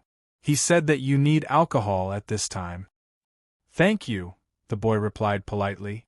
Then he looked at Qin Sheng and nodded slightly. His eyes were full of gratitude. He really wanted to drink, but he did not expect someone to give him help in his time of need. After Lele left, the boy used his teeth to bite open the bottle cap. He picked up a bottle of Corona and drank it in one gulp. Perhaps he was a little anxious and choked halfway. He paused for a while, but still gritted his teeth and finished it. After finishing a bottle of wine, the boy put down the bottle and panted heavily. His face was full of contentment, but there was some bitterness in his eyes. After resting for a while, he picked up the remaining bottle of wine and slowly sat opposite Qin Sheng. It's written on the wall that all the alcohol is not as good as yours. Why did the boss still give me alcohol? The boy asked directly. Perhaps his love was gone. At this time, there was nothing that would make him afraid or worry. Qin Sheng smiled faintly. I'm just giving it to you. You can decide whether to drink it or not. If you need it, you will drink it. If you don't need it, naturally you won't drink it. I've made a fool of myself in front of you, the boy said with some embarrassment. Qin Sheng shook his head and said, Who doesn't have a heart-wrenching moment in their lives? Who doesn't have a low tide in their lives? Why do you need to care about what others think? Maybe if you walk out of here today, these people are destined to never cross paths in this life. You and we are just passers-by who pass by each other. If you have to care about the thoughts of every passers-by in your life, won't it be too tiring to live? Yes, this might be the last time in my life that I come to Xiamen, the boy sighed as he looked at the sea outside. Memories were like a knife, and every slash of the knife was fatal. Qin Sheng laughed and said, Some things are not so absolute. If the girl you like next time is still from Xiamen, won't you come? The boy did not know whether to laugh or cry as he said, "In that case, I have a conflict with shaman." As Qin Shing drank his tea, he felt a little craving for wine. Tea should be drunk alone, and wine should be enjoyed by everyone. Unfortunately, he did not even have a friend to drink with. It was indeed a little sad. "My name is Lu Jiangbai, a third-year student of Tsinghua University's finance department. Nice to meet you, and thank you for your beer. If you don't mind, please leave me your phone number. The next time you go to Beijing, I'll treat you to a drink. I don't want to owe people favors." The boy took a deep breath and said confidently. This made Qin Shing's eyes light up. Qin Shing laughed and said, "2 bottles of beer counts as a favor? To you, it's just a lift of a finger. To me, it's a timely help. At least at that moment, you made my heart feel warm." Lu Jiangbai pushed his glasses and said softly. Qin Shing laughed and said, "All right, it seems that at least someone will treat me to a drink when I go to Beijing. Then I'll leave you your phone number." In life, there would always be strange people, and there would also be unexpected fate. Qin Shing felt that this boy was not bad, so he treated him as a friend. Hence, they left each other's phone number. "Does it hurt?" Qin Shing asked casually. Lu Jiangbai drank a mouthful of beer and said, "It hurts, but I have to let go. Today is her birthday. I wanted to give her a surprise and tell her a piece of good news. I'm going to Harvard as an exchange student for a year soon, but I didn't expect her to give me an even bigger surprise. She can't even stand a long-distance relationship. Moreover, I come to Xiamen once a month, so a long-distance relationship is obviously impossible. It's only a matter of time before we break up. Congratulations first. Although love is not everything in life, I hope that you will always believe in love. Don't miss out on too many beautiful things because of this heartbreak. I believe that you will have a bright future. It's a pity that she doesn't have this blessing," Qin Shing said with a smile. He was from Tsinghua University's finance department and could even go to Harvard as an exchange student. He was obviously a top student. That girl really had no taste. Lu Jiangbai said confidently, "Yes, no matter what, I'm still grateful to her for accompanying me through this journey. Although she won't be here in the future, I believe that there will be someone who will accompany me for the rest of my life." At this moment, Lin Su walked over slowly. She was the most beautiful scenery in Spring Breeze. Lu Jiangbai had noticed her a long time ago, but he did not know that she was the lady boss. After all, it was his first time coming to Spring Breeze, and his attention was focused on saying goodbye to his ex-girlfriend just now. "It's getting late, we should go back," Lin Su said to Qin Shing gently. Qin Shing introduced naturally, "This is my wife, Lin Su. This is the result of me believing in love." Facing such a beautiful lady boss with such a temperament, Lu Jiangbai was stunned. He was obviously very surprised. At this moment, he felt that the boss and lady boss in front of him should not be ordinary people. Lin Su smiled and nodded at Lu Jiangbai, then turned around and rolled her eyes at Qin Shing. No wonder Lulu and gave Qin Shing the nickname of Crazy Wife Show-Off. He was showing off his love everywhere. However, Lin Su enjoyed it very much, because Qin Shing only had eyes for her. "Thank you, boss. I should go too. Next time you go to Beijing, you must contact me," Lu Jiangbai said with a smile. After chatting with this interesting boss for a while, his mood was much better. Although he knew that these days would not be easy, he also knew that time was the best antidote, and he also believed that he could get through these difficult days. Qin Shing stood up slowly and said, "Okay." Leaning on his walking stick, Lin Su supported Qin Shing. After the two of them greeted the staff and customers in the shop, they left Spring Breeze. After Qin Shing left, Lu Jiangbai raised his head and drank the last bit of beer. He called the waiter over to settle the bill. After all, they had ordered a few cups of coffee and desserts just now. However, the waiter came over and told him that the boss had already waived the bill. Lu Jiangbai still stubbornly put $200 on the table and left immediately. The biggest gain from this trip to Xiamen was to meet this boss. He subconsciously felt that his story with the boss had not ended yet, and that there would be more interactions in the future. Be it Qin Sheng or Lu Jiangbai, they naturally did not know that their story had just begun. In the near future, the name Lu Jiangbai would become a legend, and his benefactor and talent scout would be Qin Sheng. It was already very hot in Xiamen in late April. Qin Sheng was wearing a casual sportswear, while Lin Su was wearing a white short-sleeved shirt and a pair of slim-fitting jeans. Her body proportions were very balanced, and her slightly perky butt and slender legs were the most attractive to men. The neighborhood that Qin Sheng and Lin Su lived in was very close to the coffee shop. It was a 10-minute walk away. They lived on a high-rise near the sea, and they could see the sea when they opened the window. The scenery was the most beautiful at dusk. Qin Sheng liked to take a stroll when he had nothing to do, treating it as a recovery exercise. He had already walked this road countless times, and was already familiar with the shop owners and stalls by the roadside. He knew everyone's family gossip. Along the way, he was greeted and teased by acquaintances, and Lin Su even jokingly scolded him that he was already an auntie from the neighborhood committee. It was exactly 9 o'clock when they reached home. In order to let Qin Sheng recover as soon as possible, Lin Su was very strict with Qin Sheng's daily routine. He had to sleep at 10 o'clock every day, wake up at 7 o'clock in the morning, eat breakfast, do morning exercises, take a walk, read books, practice calligraphy, listen to music, and so on. Lin Su arranged Qin Sheng's life in an orderly manner. "I'm going to take a shower first."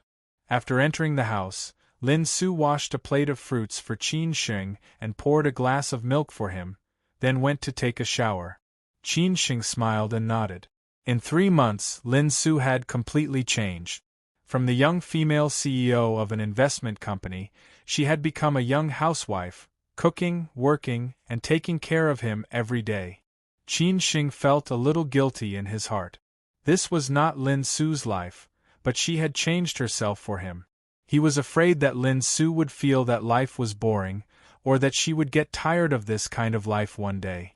Not long after, Lin Su came out of the bathroom with a bath towel wrapped around her, revealing the tender white skin of her neck and beautiful legs. Qin Sheng was already used to getting along with her like this. After all, they were already an old couple. However, it was a little awkward at the beginning, especially when Lin Su was bathing him. Qin Sheng could not accept it more or less. He could only rely on Lin Su for help, and the two of them were naked and their skin was touching, but he could not do anything. That kind of pain was understood by all men. However, he got used to it later. Some time ago, he could finally take care of himself, and did not have to suffer so much. "Go and take a shower," Lin Su said casually while drying her hair. Qin Sheng replied, "Oh." He put down his walking stick and walked to the bathroom. In fact, he could already walk without the walking stick, but the doctor in charge of his recovery did not recommend him to walk too early, otherwise it might relapse or leave behind sequelae. Lin Su was even more determined not to let him be complacent, so Qin Sheng would only throw away the walking stick when he was at home. Just when Qin Sheng was about to walk into the bathroom, Lin Su looked back and smiled. "Do you need my help?" Qin Sheng was shocked and almost fell down. He quickly said, "No, no, no, I can do it." Qin Sheng's embarrassed look made Lin Su laugh coquettishly. After that, she entered the bedroom. When Qin Sheng came out of the shower, Lin Su was already lying on the bed. In the beginning, Qin Sheng and Lin Su slept separately, because Lin Su was afraid that she would touch Qin Sheng's wound at night. It was not until they came to Xiamen that they slept in the same room.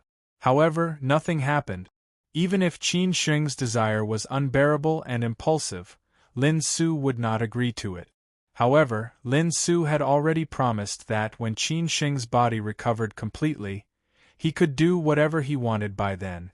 This was the biggest motivation for Qin Sheng to recuperate from his injury. Currently, their married life could only be said to be in name only. However, sleeping on the same bed and taking advantage of each other was still possible. Lin Su also tacitly agreed to this as a reward for Qin Shing. Lin Su was reading a book. After Qin Shing lay down, Lin Su opened her mouth and said, "Dr. Zhao called me and said that from tomorrow onwards, you can start training with the equipment. 2 hours a day. I'll send you over then."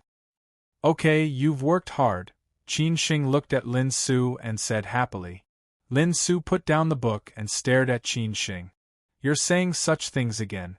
It's my duty to take care of you. Don't always feel guilty. If you say such things again in the future, I'll really be angry." All right, my dear wife, I'll do as you say," Qin Shing quickly admitted his mistake. Lin Su said coquettishly, "That's more like it. However, I have something to do tomorrow evening, so I can't cook for you. I've already told Auntie Tang. You can just put up with a meal at their house." "Okay, got it," Qin Shing smiled and nodded. Auntie Tang was their neighbor. She lived alone with a pair of children. The relationship between the two families was very harmonious. Lin Su said in surprise, "Aren't you going to ask me what I'm going to do tonight? Don't tell me your next sentence is that you don't even care about me?" Qin Shing found it funny. Lin Su snorted coldly and did not continue on this topic. She knew that Qin Shing trusted her completely. As for what was going to happen tomorrow night, she really could not tell Qin Shing. She was afraid that Qin Shing would overthink, because Lin Yu had gone to Xiamen. She did not know how she got the news that she was in Xiamen and even got her new phone number. This girl was really capable. "Go to sleep." Lin Su turned off the light. Qin Shing got up slightly and kissed Lin Su's forehead gently. "Good night." "Good night."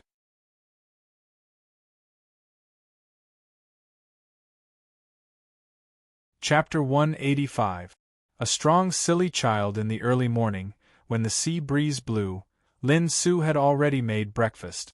During this period of time, under Qin Shing's guidance, Lin Su had already become a 5-star chef. Every day, when she was free, she would look at recipes and pay attention to the Weibo of various nutrition masters, just so that she could cook nutritious and healthy dishes for Qin Shing to ensure that he could recover as soon as possible. The breakfast was still very sumptuous. There was millet and mung bean porridge that warmed the stomach, vegetable salad and fruits, plus egg buns and pickles. It was more tempting than most people's lunch.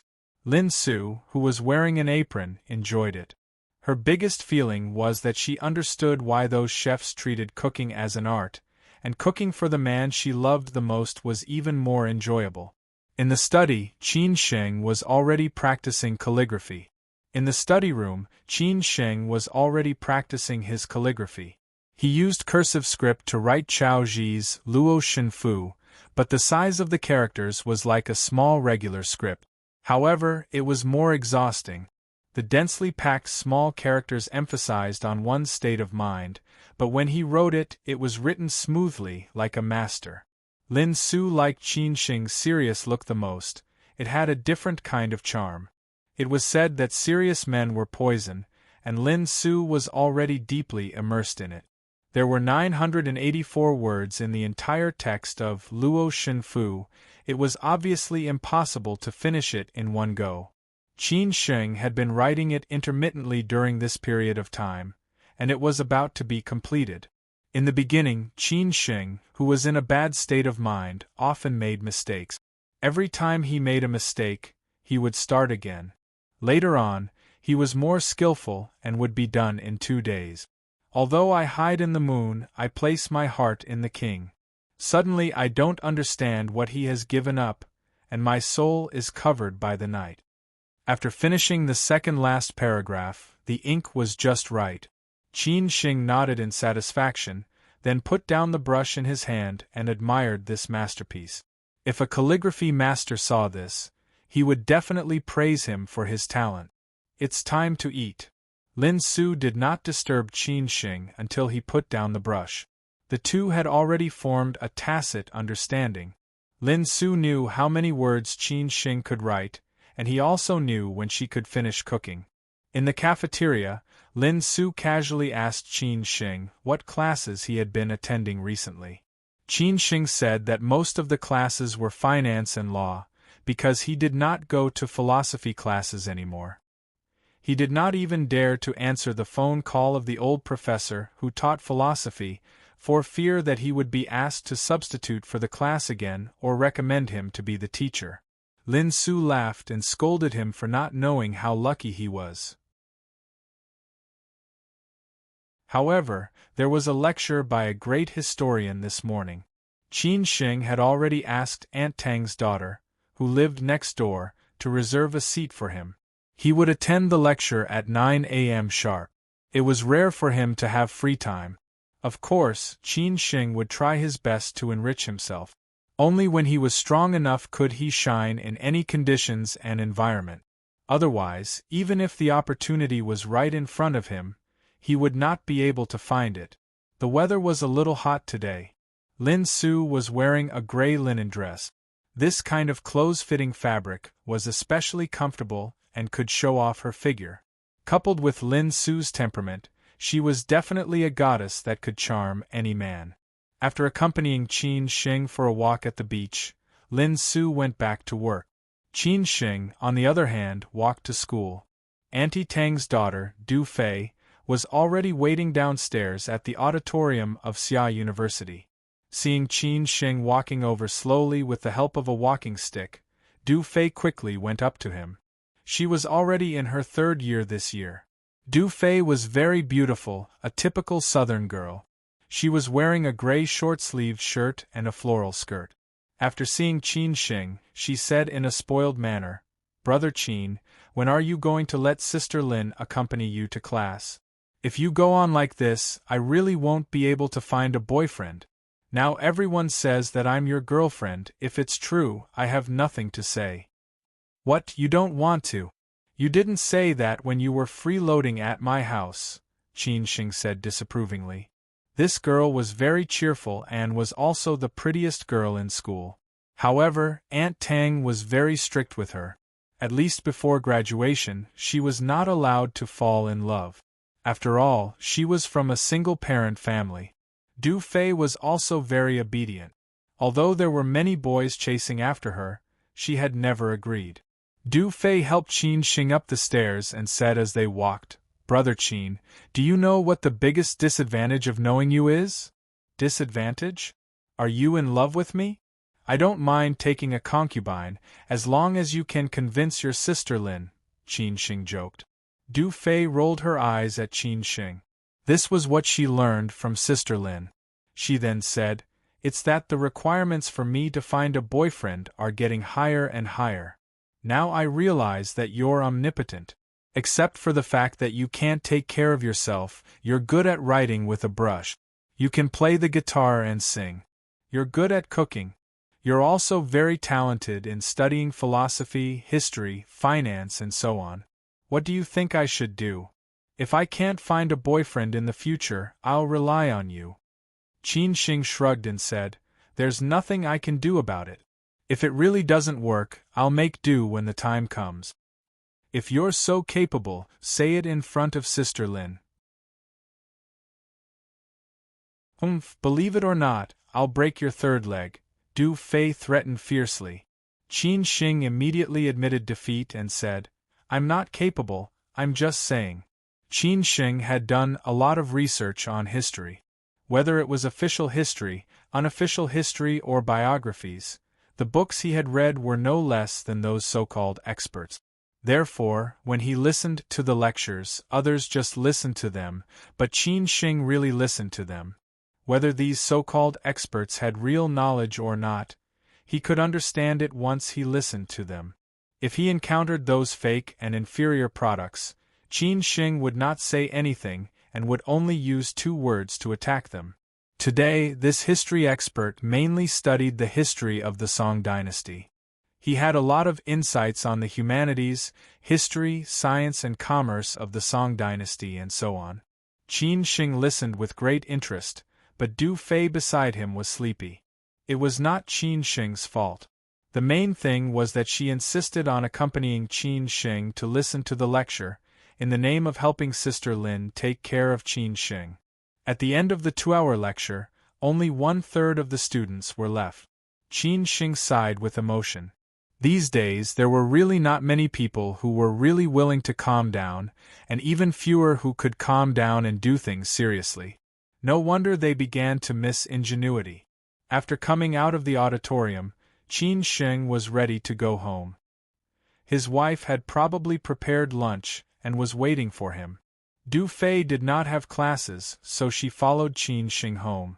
At first, Qin Shing chose Xiamen University because it was closer to home, and secondly, he could take care of his mother and brother. Du Fei's brother was also good at studying. Moreover, there were 3 top students who would tutor him when they were free. Qin Shing majored in mathematics and physics, Du Fei majored in Chinese and English, and Lin Su majored in chemistry and biology. Du Fei's brother, Du Feng, gave the 3 of them a nickname, the 3 Devils of Pearl Bay. However, Du Feng chose Tsinghua University. How could he not work hard? Although he always said that it was stressful, he had to work hard for his mother and sister. When Du Fei accompanied Qin Shing back to the community, an unkind man blocked their way. When Du Fei saw the man, her eyes were full of fear, and she subconsciously hid behind Qin Shing. Qin Shing frowned slightly. He had heard from other people in the community that this ex-husband of Aunt Tang used to be a gangster. He did all kinds of things, including eating, drinking, whoring, and gambling. When he had no money, he would ask Aunt Tang for money. He often threatened Du Fei and Du Feng. He had only met him once, when he had just come to Xiamen. This was the second time. "Fei, why didn't you greet me when you saw me?" The man was dressed in fancy clothes. His chest was exposed, and he was wearing slippers. His hair was messy, and he had dark circles under his eyes. There were also 2 scars on his arms. He looked like a bad guy. Du Fei gritted her teeth and asked, "What are you doing here?" The man did not take Qin Shing, who was a kidnapper, seriously at all. He said with a cheeky smile, "What do you think I'm here for? Course, I miss the 3 of you." Qin Shing did not say anything. He just looked at the man calmly. "I don't have a father like you. Get lost. Don't harass us anymore. I beg you," Du Fei said very angrily. Other people had fatherly love, but for her, she was not willing to mention this man at all, let alone see him. The man was very unhappy and said, "No matter what, I'm still your father. How can you talk to your father like this? You unfilial daughter, if you want me to get lost, I can. Ask your mother to give me another 20,000 yuan. I'm short of money recently. Are you a man or not? My mother has been divorced with you for so many years. You still don't let her go. Last time, she gave you 20,000 yuan. You said that was the last time. What else do you want?" Du Fei roared when she heard this.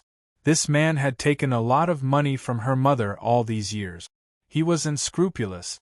If her mother did not give him the money, he would threaten her and her brother. Her mother had no choice but to compromise for them. If she had the ability, Du Fei really wanted to send this man to prison. She even wanted to kill this man in anger. But thinking of her mother and brother, she finally gave up. The man was still smiling. He did not take it seriously at all. He said happily, "Didn't I lose some money recently? Don't worry, this is definitely the last time." "Get lost," Du Fei scolded angrily. Then she helped Qin Shing to go upstairs. The man directly blocked their way and said, "If you want to go in, you can ask your mother to give you money first. Otherwise, you know the consequences." Du Fei still wanted to say something, but she was pulled behind by Qin Shing. It was the first time that she had seen such a spineless and shameless man. A man could be cowardly if he did not have the ability, but if he bullied his wife and children, he really could not be called a man. You have refreshed my understanding of the word shameless. Look at your cowardly look. If it were me, I would go out and get hit by a car immediately and die," Qin Shing said, squinting his eyes. The man stared at Qin Shing fiercely and said, F***ck, I am talking to my daughter. Who do you think you are? You are a cripple, and you still want to meddle in other people's business. Believe it or not, I will make you suffer. Let me give you a kind reminder. Get out of my eyes immediately. Don't let me see you in the future. Otherwise, I will definitely make you regret it, Qin Shing said word by word. F***ck, you are still angry. I asked you to meddle in other people's business. When the man heard Qin Shing's words, he was completely angry. He directly rushed to Qin Shing and kicked Qin Shing's abdomen. Qin Shing supported himself with the crutch and jumped backward directly. The man followed up with a punch aimed at Qin Shing's face. Qin Shing dodged it calmly. Then, unexpectedly, he picked up the crutch and smashed it directly on the man's face. The man's face instantly split open and blood flowed out. A skinny camel was bigger than a horse. Moreover, Qin Shing had already begun to recover. Dealing with this kind of clown was just a piece of cake. Before the man came back to his senses, Qin Shing raised his walking stick again and hit the man's back with it. Although Qin Shing's strength was not as good as before, he was not weaker than ordinary people. The man was directly hit to the ground. Du Fei, who was standing behind Qin Shing, was frightened. She looked stunned. She did not expect Qin Shing to be so good at fighting. This was still under the situation that his legs were not good. The most important thing was that Qin Shing was not afraid at all when facing such a scum. Qin Shing would not let the man go so easily. He slowly took 2 steps forward and kicked the man's chest with his uninjured foot. The man, who had been hollowed out by wine and women, had no chance to fight back. He curled up on the ground and cried out in pain. Qin Shing stepped on the man's face with 1 foot and sneered. Remember this lesson. If there is a next time, be careful or I will kill you. After that, Qin Shing turned around and took Du Fei's hand. Let's go. Du Fei did not come back to her senses at all. She was pulled into the door by Qin Shing. When the elevator door closed, Du Fei could not bear it anymore. She hugged Qin Shing and cried bitterly.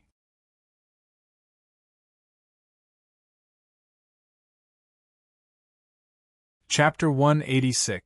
Once and for all, most people wanted to be a child who would never grow up. They didn't need to care about this secular society. They didn't need to bear heavy responsibilities and pressures. They didn't need to live a life they hated. They didn't need to associate with this dirty world. However, some children wanted to grow up quickly. Only in this way could they protect their loved ones and let go of everything they had to bear. Du Fei, who always liked to tie her hair in a ponytail, was one of them. Her father perfectly explained the meaning of the word scum. He was good at eating, drinking, whoring, and gambling. Every time he got drunk, he would beat her mother and them. This kind of life was a nightmare. When she was in junior high school, her mother finally couldn't stand this kind of life and divorced her. Her mother was from Jiangxi. When she was young, she married to shaman. Now, she was divorced and living with 2 children. Anyone could understand that kind of hardship. In order to raise her 2 children, her mother set up a stall, did foot massage, and so on. A few years ago, with the help of a friend, she started a small business. Only then did her life change. Otherwise, she would not be able to raise her 2 children. Du Fei and Du Feng worked hard. They were among the best in their studies since they were young. They never let their mother down. Du Fei was admitted to Xiamen University. Du Feng's goal was to enter Tsinghua University. However, when their lives started to improve, that scumbag came back to harass them. He beat her mother, demanded money from her mother, threatened her family, and did everything that a scumbag could do. There was one time when they owed tens of thousands of dollars in gambling debt. The creditor chased them all the way to their house and threatened her mother that if she did not pay up, he would send Du Fei to a bath center to be a prostitute. Every time, her mother compromised for their sake. However, this man became more and more aggressive. This time, he came again. Unfortunately, he met Qin Sheng and learned his lesson. When the elevator arrived at their floor, Du Fei was almost done crying. She wiped away her tears, raised her head, and said delicately, "Brother Qin, thank you. We are neighbors. This is what I should do. Well, go home quickly. Don't let your mother see you like this." Qin Sheng patted Du Fei's shoulder and smiled. Du Fei looked up and gave Qin Sheng a bright smile. Then she turned around and went home. When Qin Sheng entered the door, Lin Su, who was wearing an apron, was making a nourishing soup. When they were eating, Qin Sheng told Lin Su about what happened downstairs. Lin Su frowned slightly but did not say that Qin Sheng was a busybody. She knew Qin Sheng's temper very well. "Your body has not recovered yet. There are other ways to deal with people like that," Lin Su said casually. It was also a kind reminder to Qin Sheng. To Lin Su, nothing was more important than Qin Sheng's health. Qin Sheng smiled and nodded as he said, "I will pay more attention next time. I won't be so impulsive. This kind of person is shameless and has no bottom line. We still have to be more careful. You hit him today, he might take revenge on you tomorrow," Lin Su said thoughtfully. She did not want any more accidents to happen to Qin Sheng. Lin Su did not want Qin Sheng to get involved in anything while she was recuperating in Xiamen.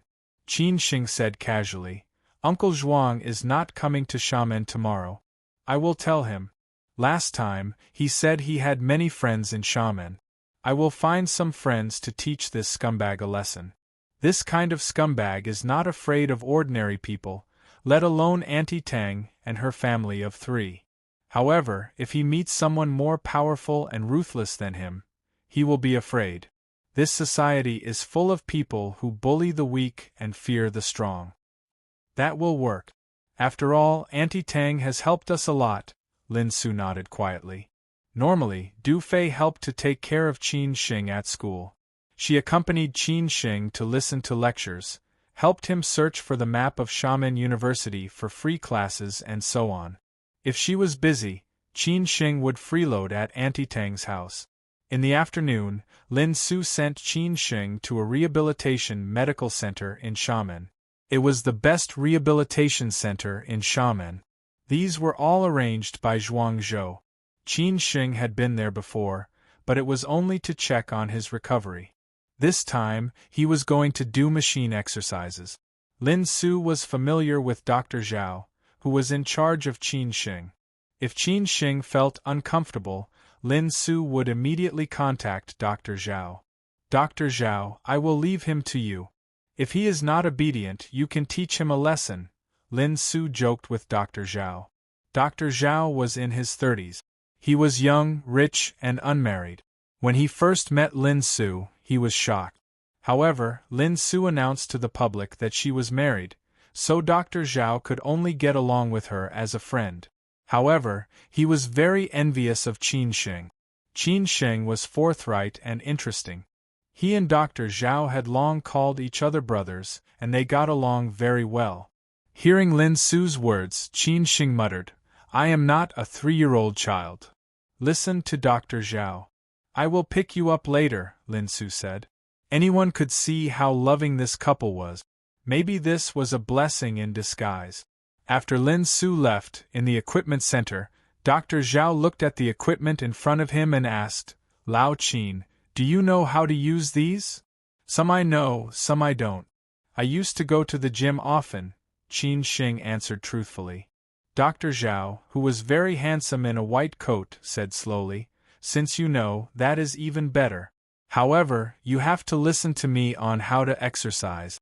Although your body is recovering very well and is much stronger than ordinary people, I hope that you will not be eager for quick success. Follow my instructions step by step and gradually increase the intensity. I believe that in 3 months, you will recover to the same state as before. Do you believe me?" "Yes." Qin Sheng did not believe in Dr. Zhao, but he believed in himself. Dr. Zhao smiled and said, "That is good. Let's start."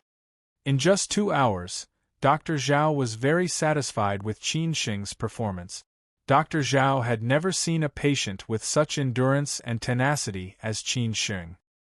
He had never seen a patient who could recover so well after suffering such a serious injury. Firstly, Qin Sheng enjoyed the best medical conditions. The medicine and equipment he used were all the most advanced in the world. Secondly, Qin Sheng's heart was strong. In the afternoon, when Lin Su came to pick Qin Sheng up, Dr. Zhao praised Qin Sheng a lot. Lin Su was very pleased after hearing that. After sending Qin Sheng home, she went out to do her work. Qin Sheng took a shower and rested for a while. In the evening, Lin Su went out to meet Lin Yu. Qin Sheng had dinner at Aunt Tang's house. Today was the weekend, so Aunt Tang's family of 3 were at home. Du Feng hurriedly finished the dinner and went to do exercises. This young man was very thin and looked very weak. Qin Sheng suggested that he should not read books but read more extracurricular books to broaden his knowledge, which was helpful for thinking and divergent thinking. Only Qin Sheng, Aunt Tang and Du Fei were at the dining table. Aunt Tang's dinner was very sumptuous. Because Du Fei told her what had happened at noon, Aunt Tang treated Qin Sheng as a reward. Qin Sheng, Fei Fei has told me about what happened at noon. Thank you so much, Aunt Tang said sincerely. Although Aunt Tang was just over 50, she looked a little old. She had suffered too much and suffered too much in these years. Every time Du Fei saw the wrinkles on her mother's face and the calluses on her hands, her eyes would turn red. That was because she had seen her mother's photos when she was young. She was absolutely a beauty. Otherwise, she would not have such a beauty like her and a handsome brother like her. Qin Sheng did not expect that Du Fei would tell Aunt Tang about it. He said embarrassedly, "Aunt Tang, it's just a small thing. You don't have to be so polite. After all, we are neighbors. Since Lin Su and I moved into this community, you have helped us a lot." Qin Sheng, it's different. Anyway, I have to thank you, Aunt Tang insisted. She was afraid of making trouble for Qin Sheng, so she felt guilty. What Aunt Tang said made Qin Sheng feel a little embarrassed. It could be seen how afraid Aunt Tang was of that scumbag. Qin Sheng felt sorry for her family. Aunt Tang's life was also hard. Qin Sheng, Du Jiang is a man who always seeks revenge. I'm afraid that if you beat him this time, he will make trouble for you later. You and Lin Su just came to Xiamen and you are not familiar with the people and the place. Besides, you are like this, I'm really worried, Aunt Tang said earnestly. After all, she knew her ex-husband very well. He had been to the police station many times. Moreover, he was close to the police station nearby. She had called the police many times, but nothing happened. Qin Sheng saw that Aunt Tang's eyes were a little flickering. He really did not know how this scumbag bullied Aunt Tang all these years. Qin Sheng had already made up his mind. This time, he must help Aunt Tang to get rid of this scourge. Aunt Tang, don't worry. Even if he doesn't make trouble for me, I will definitely find him. This time, I will help you vent your anger, so that he will not dare to bully you in the future, Qin Sheng said firmly. Auntie Tang looked at Qin Sheng in disbelief. Du Fei said excitedly, "Brother Qin, do you have a way to deal with him?" Qin Sheng smiled and said nothing. This kind of thing was really not a big deal for him. What was bad people afraid of? Bad people were not afraid of good people, but they were afraid of bad people who were worse than them. After dinner, Qin Sheng walked alone by the seaside. There were not many tourists here, so there were not many people on the beach. When Qin Sheng saw the sea for the first time, he understood the sentence that Su Wei sang in the song, "Once you, every time you are sad, you should look at the sea alone." After walking, he went back to Spring Breeze. The business was still the same. Qin Sheng greeted the staff and was ready to sit in his old seat. However, he did not expect that this seat was occupied by someone today. The person sitting here was not someone else, but the uncle who chatted with him last night. The uncle ordered a cup of coffee, but left it beside him. He brought a teapot to drink tea, which made the staff in the store unable to help laughing. and could not help but run over to remind the uncle, "Uncle, there is no minimum consumption here. You don't need to order anything next time, and we will not drive you away." The uncle just smiled and said, "It was not easy to do business." Qin Sheng smiled and sat down. "Uncle, you are here again," the uncle said casually. "The scenery here is beautiful and lively. I am bored staying alone, so I come out to wander. I can also chat with you." Qin Sheng did not have any objection to this. He replied, "Okay. You can come to me when you are bored in the future. I am basically here at night." The uncle asked casually, "Why didn't I see your girlfriend today?" Qin Sheng explained, "She has something to do tonight. She will be here soon."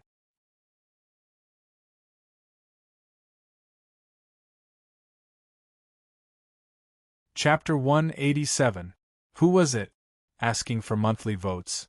Qin Sheng and Lin Su had not used their original information since they were in Qingyang County Hospital. Now, all they used were other information arranged by Zhuang Zhou. To be exact, it was arranged by Qin Chang'an. With Qin Chang'an's power, such a small thing was just a piece of cake. That was why others could not find Qin Sheng and Lin Su. In a big country like China, if one wanted to find a person without basic information, it would be like looking for a needle in a haystack. Moreover, whether it was the Lin family or the Yen family, it was impossible for them to make a big fuss about this kind of thing. Moreover, Qin Chang'an had caused them some trouble during this period of time. They did not have the time to care about these trivial things. What was more important was when it involved vested interests. For example, the Lin family's projects under construction and on sale had been seized by the Housing Administration Bureau. This was no different from taking drastic measures, causing them to completely lose their cash flow. Lin Yu knew that Lin Su was in Xiamen by coincidence.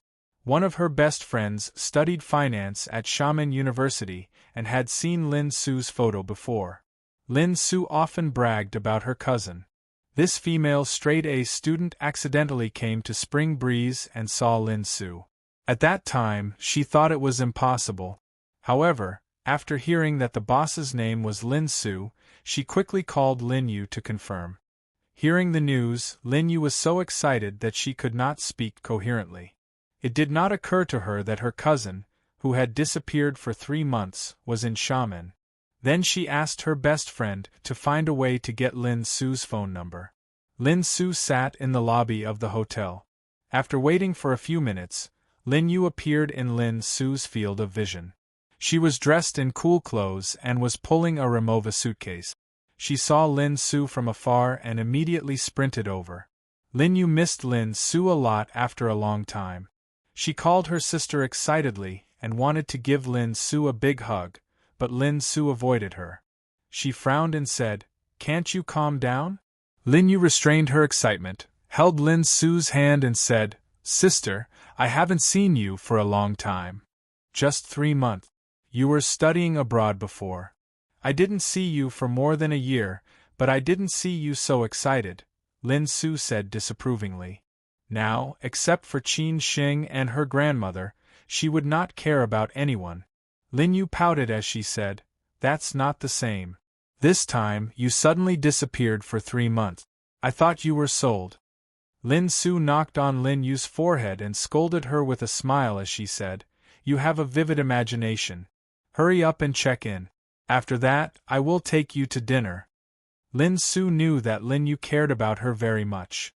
She was one of the few people in the Lin family who could walk with her. After checking in, Lin Su put down their luggage and drove Lin Yu to a seafood restaurant. Xiamen was a seaside city, so it was naturally famous for its seafood. Although there was also seafood in Ningbo, it was not as abundant as in Xiamen. Zhuang Zhou allocated a Volvo XC60 to Lin Su. Volvos were known for their safety. Lin Su usually had to take him out for a stroll or for an inspection. She was afraid of accidents, so she chose the safest Volvo. "Sister, I haven't seen you for 3 months. You've lost a lot of weight and look a little haggard," said Lin Yu, who was sitting by the French window in the dining room. She knew that her sister must have had a hard time in the past 3 months and had suffered a lot. Lin Su peeled a prawn for Lin Yu and said with a smile, "It's not as exaggerated as you said. I quite enjoy my current life. It's plain, fulfilling, and happy." "Where's my brother-in-law? Why didn't you bring him here? At first, I thought you had eloped with him. You don't know how angry the elders in our family were. They glared at you. In the end, Grandma said that since you've made up your mind, you can do whatever you want." Lin Yu sighed. It did not occur to her that the melodramatic plot of the rich and powerful families in the TV series would actually happen to her. The Lin family was really powerful. Lin Su said frankly, "He is busy in the store. I don't want you to see him. I'm afraid that he will overthink. After all, it's difficult to live a peaceful life now. I don't want to be disturbed by others. I heard from my bestie that my brother-in-law is still on crutches. What's going on?" Lin Yu could understand her sister's words. It was not easy for her to fight for the two of them. Naturally, she did not want others to disturb her brother-in-law. Obviously, her appearance would make her brother-in-law overthink. Lin Su frowned slightly. Every time she thought of Qin Shing's injury, she would feel a dull pain in her heart. No one knew what Qin Shing had gone through. At the beginning of his recovery, if he was an ordinary patient, he would need a lot of sedatives and painkillers. Everyone knew how harmful such drugs were to the human body. However, every time Qin Shing's injury flared up, he gritted his teeth and persevered. There were even a few times when he was in so much pain that he had to hide under the quilt, sweating and crying. Lin Su knew all these. She was more distressed than anyone else. However, she did not say it out loud. It was already a miracle that he could survive such a serious injury. And the initiator was Yen Chaozong. Lin Su suspected that the Lin family was adding fuel to the fire. Therefore, she hated Yen Chaozong and the Lin family. "I'm just a little injured. It's nothing serious." Lin Su could only explain in this way. She did not want Lin Yu to think too much. Lin Yu nodded silently. She could see the subtle changes in her sister. She secretly scolded herself for being so stupid. She quickly changed the topic and said, "Sister, what's your plan? Will you live like this in the future?" Lin Su said thoughtfully, "I'll listen to him. I'll live with him in whatever kind of life he likes. Anyway, if I marry a chicken, I'll follow the chicken. If I marry a dog, I'll follow the dog." Although Lin Su said so, she knew that Qin Shing was not content with his lot. Moreover, he had such a deep hatred. It was impossible for him to accept it so easily. Sooner or later, he would have to go back to face those people and vent his anger. Lin Yu could not understand Lin Su's feelings. She sighed and said, "Sister, you sacrificed so much for brother-in-law. Is it worth it?" "I think I'm very lucky. I met the right person." Lin Su did not answer whether it was worth it or not. For her, this topic was meaningless. Qin Shing could face death for her. What had she sacrificed for Qin Shing? These worldly possessions? Lin Su did not want to continue thinking about these problems. She said casually, "Let's not talk about this. How is the Lin family?" "Not so good." Lin Yu shrugged and said helplessly. Lin Su was confused. "What do you mean?" Lin Yu explained slowly. "I don't know what happened after you left, but the whole Lin family suddenly became chaotic. At first, eldest uncle said that they would find you no matter what. But then something big happened. The Ningbo Commercial Bank suddenly held a shareholders' meeting and kicked our family out of the board of directors. The real estate project was criticized by the Provincial Department of Housing because of false publicity and illegal sales. Then, all the projects were seized by the Municipal Housing Bureau and the sales were prohibited. You know what this means. The whole capital chain is in trouble. So during this period we have been very busy. Eldest uncle and my father have not been seen for several days. They are either on business trips or attending social engagement. So we have no time to care about you. After Lin Yu finished speaking, Lin Su looked at her in shock. It did not occur to her that so many things had happened in the Lin family in just a few months. Why did such a big change suddenly happen? Lin Su was confused. She did not think it was a coincidence. Could it be that someone was playing tricks on them? The Lin family was a big family like the local tyrant in Ningbo. In addition, they had maintained a good relationship with the provincial government for so many years. It was impossible for someone to suddenly make things difficult for them. Obviously, there was a bigger force blocking the Lin family. Why? Could it be related to Qin Sheng's matter? Was it Uncle Zhuang? Uncle Zhuang could not be so powerful. Then who could it be? Could it be the Yen family's revenge? This was possible. Someone is targeting the Lin family maliciously. Do you know who it is? Lin Su asked. Everyone knew that the Lin family was being targeted. Lin Yu was not surprised that Lin Su could guess it. She nodded and said, "It is true. The Lin family is being targeted. But we just can't find out who is targeting the Lin family." The Yen family? Lin Su said casually. Lin Yu laughed out loud and said, "Sister, do you think this is the Yen family's revenge? It is impossible. The Yen family and the Lin family have a lot of business dealings. Are they going to hurt themselves by hurting their enemy? What's more, the Yen family has been having a hard time recently. Many things have happened to them." Lin Su's face changed instantly. If many things had happened to the Yen family, then it was worth asking. She was almost sure that it was related to Qin Sheng. Someone was definitely helping Qin Sheng to vent his anger. Who was it? Uncle Zhuang did not have such power. Could it be Xue Qinyan? The Xue family was rooted in Zhujiang. Now they were the new rich in Shanghai. It was possible. But although Qin Sheng called Xue Qinyan sister, Xue Qinyan could not offend the Yen and Lin families for Qin Sheng. Even if she was willing, the Xue family would not. Then who was it? Lin Su began to think. Uncle Zhuang said that he was old Master Qin's old friend. Plus, Qin Sheng said that Jiang Xianbang also had some relationship with her grandfather. Lin Su thought about what kind of person old Master Qin was. He would give Qin Sheng so many ways to retreat. Maybe this thing had something to do with old Master Qin. Okay, let's not talk about these things. I have nothing to do with the Lin family now. Hurry up and eat. I don't have time to accompany you. You can go back tomorrow. Lin Su stopped the topic and began to chase Lin Yu away. Lin Yu was very unhappy and said, "You really value love more than friendship and younger sister." In the spring breeze, Qin Sheng and that middle-aged man chatted happily. He definitely did not expect that this middle-aged man was his biological father. Qin Chang'an chose to approach him in this way and get along with him slowly. He really did not know what Qin Sheng would do after he knew the truth. Qin Sheng and Qin Chang'an talked about economic rules and models. Qin Chang'an was a real businessman and also an invisible tycoon.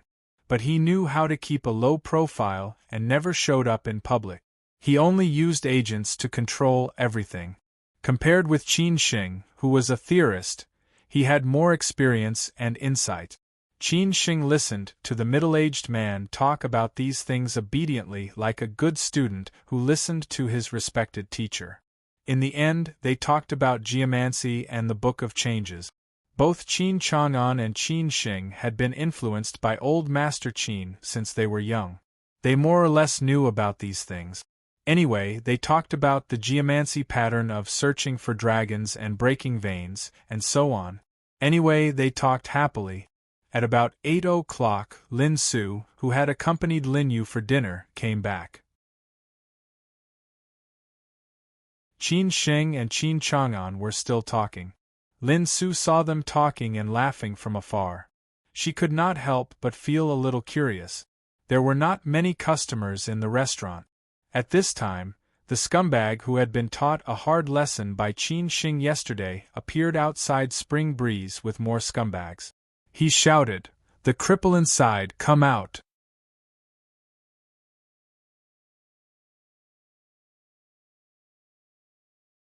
Chapter 188. Plot reversal. In Maoxian County, Sichuan Province, a landslide buried the whole village. This reminds me of the story of the unruly people. It's very sad. I hope the villagers there can be safe and sound.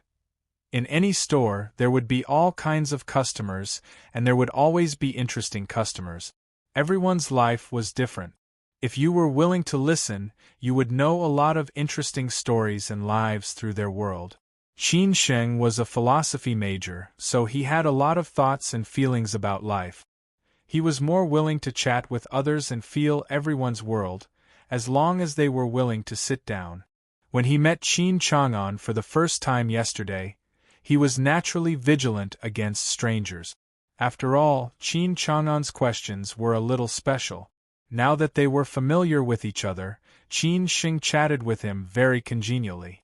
This was mainly because Qin Chang'an intended to contact him. Usually, Qin Chang'an would not waste such a long time with strangers. When he was busy, even Qin Ran could not see him for a month or two. Lin Su knew that Qin Sheng must be waiting for her in Spring Breeze, so she came to pick him up and prepare to go home. However, she did not expect to encounter such a thing. Fortunately, she came in time. Otherwise, if something really happened to Qin Sheng, she would be so distressed. Qin Sheng squinted his eyes and looked at the group of scumbags holding weapons outside the window. He did not expect that Aunt Tang's ex-husband would take revenge immediately. He rushed to Spring Breeze at this time. Obviously, he was well prepared. At this time, there were not many customers in the store. There were a few employees and part-time students. They were all ordinary people. If something really happened, they might not stand out. Lin Su, who was walking to Qin Sheng, turned around and walked out. Facing Aunt Tang's ex-husband Du Jiang and 7 or 8 punks behind him, she snorted and said, "Who are you? Go away, bitch. Let the cripple inside come out, or I will smash your shop." Du Jiang waved the steel pipe in his hand and cursed. The other gangsters also shouted, "Cripple, get out, you motherf asterisk cur." Although Qin Sheng was a cripple, he would not be a coward at this time and let Lin Su, a woman, take the lead. He slowly stood up, picked up his walking stick, and said to Qin Chang'an, "Uncle, please sit for a while." After that, Qin Sheng walked outside without hesitation with the help of his walking stick. At this time, the remaining customers in the restaurant were afraid that the fire at the city gate would affect the fish in the moat. It was better to avoid trouble, so they quickly got up and left. The employees in the restaurant were a little embarrassed and did not know what to do. If they stood up for Qin Sheng and Lin Su, they would definitely get hurt when the fight started.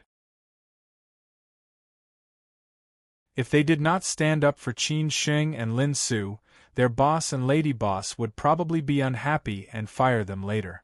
The 4 part-time girls were already a little scared. When Qin Sheng was about to walk out, Lulu Annan hurriedly stopped him and said, "Boss, let's call the police. You will be in danger if you continue like this." Of course, Qin Sheng would not be impulsive. He nodded with a smile and said, "Lele, you go to the police. Others stay in the store. We can handle it." The 2 part-timers looked at each other and didn't know whether they should go out or not. If they ended up fighting and the school found out, they would definitely be punished. If they were punished by the university, it would be hard for them to find a job in the future. However, if they didn't go out, they would be a little cowardly. With so many beauties present, how could they survive in the future? Song Dai, who was thin and weak and came from a village, finally stood up and was ready to follow Qin Sheng out. The boy next to him, Tang Xian, pulled him back and said, "Don't be impulsive. If the school found out, it would not be good if you were punished. I can't care so much. The boss treats us well and treats us to meals and drink. If he acts like this, he will definitely be at a disadvantage. If he is punished, then so be it," Song Dai said righteously. Then he pushed Tang Xian away and walked straight out. Tang Xian did not follow him out in the end. Maybe he was weak in nature, or maybe he was more worried. On the other side, Lulu had already started to call the police, After Qin Sheng walked out, he stood next to Lin Su and patted her shoulder gently, signaling her to stand back. Lin Su frowned and said, "Why did you come out? Go in quickly." Qin Sheng laughed and said, "Yo, my wife is a woman who is not inferior to men." "Why? Are you going out on behalf of your husband? If you are hurt later, my heart will ache." "You are still so talkative at this time," Lin Su said angrily. Du Jiang, who was over there, saw Qin Sheng coming out and cursed, F***CKU. "I thought you would be a tortoise hiding in its shell. Are you afraid? You are only so promising. Why don't you dare to come alone? You brought so many cheerleaders to cheer for you." Qin Sheng sneered at Du Jiang. At this time, he saw Song Dai standing next to him. He was the only one in the whole cafe who came out. Qin Sheng felt somewhat relieved in his heart, but he did not say anything. "You are still so stubborn at this time. F***CKU. I will make you kneel down and call me master later." Du Jiang saw that Qin Sheng was still so arrogant, and he was angry. Qin Sheng said calmly, "Now is a society ruled by law. It is not civilized to fight. I have already called the police. You should go home early, wash up and sleep." "Call the police? Don't worry. When the police come, it will be too late. No one will help you today." Du Jiang laughed and said. The others also ridiculed Qin Sheng unscrupulously. In the cafe, when Qin Sheng stood up and left, Qin Chang'an had already called Gongsun and the driver. When Gongsun received the call, he was already on the way with the driver. Just now, they noticed that a Jinbei van rushed to Spring Breeze hurriedly. Then, 7 or 8 men holding steel pipes and wooden sticks came out of the car. At first glance, they knew they were not good people. After hanging up the phone, Qin Chang'an stared outside silently. He really did not know how many people in Xiamen dared to bully his son here.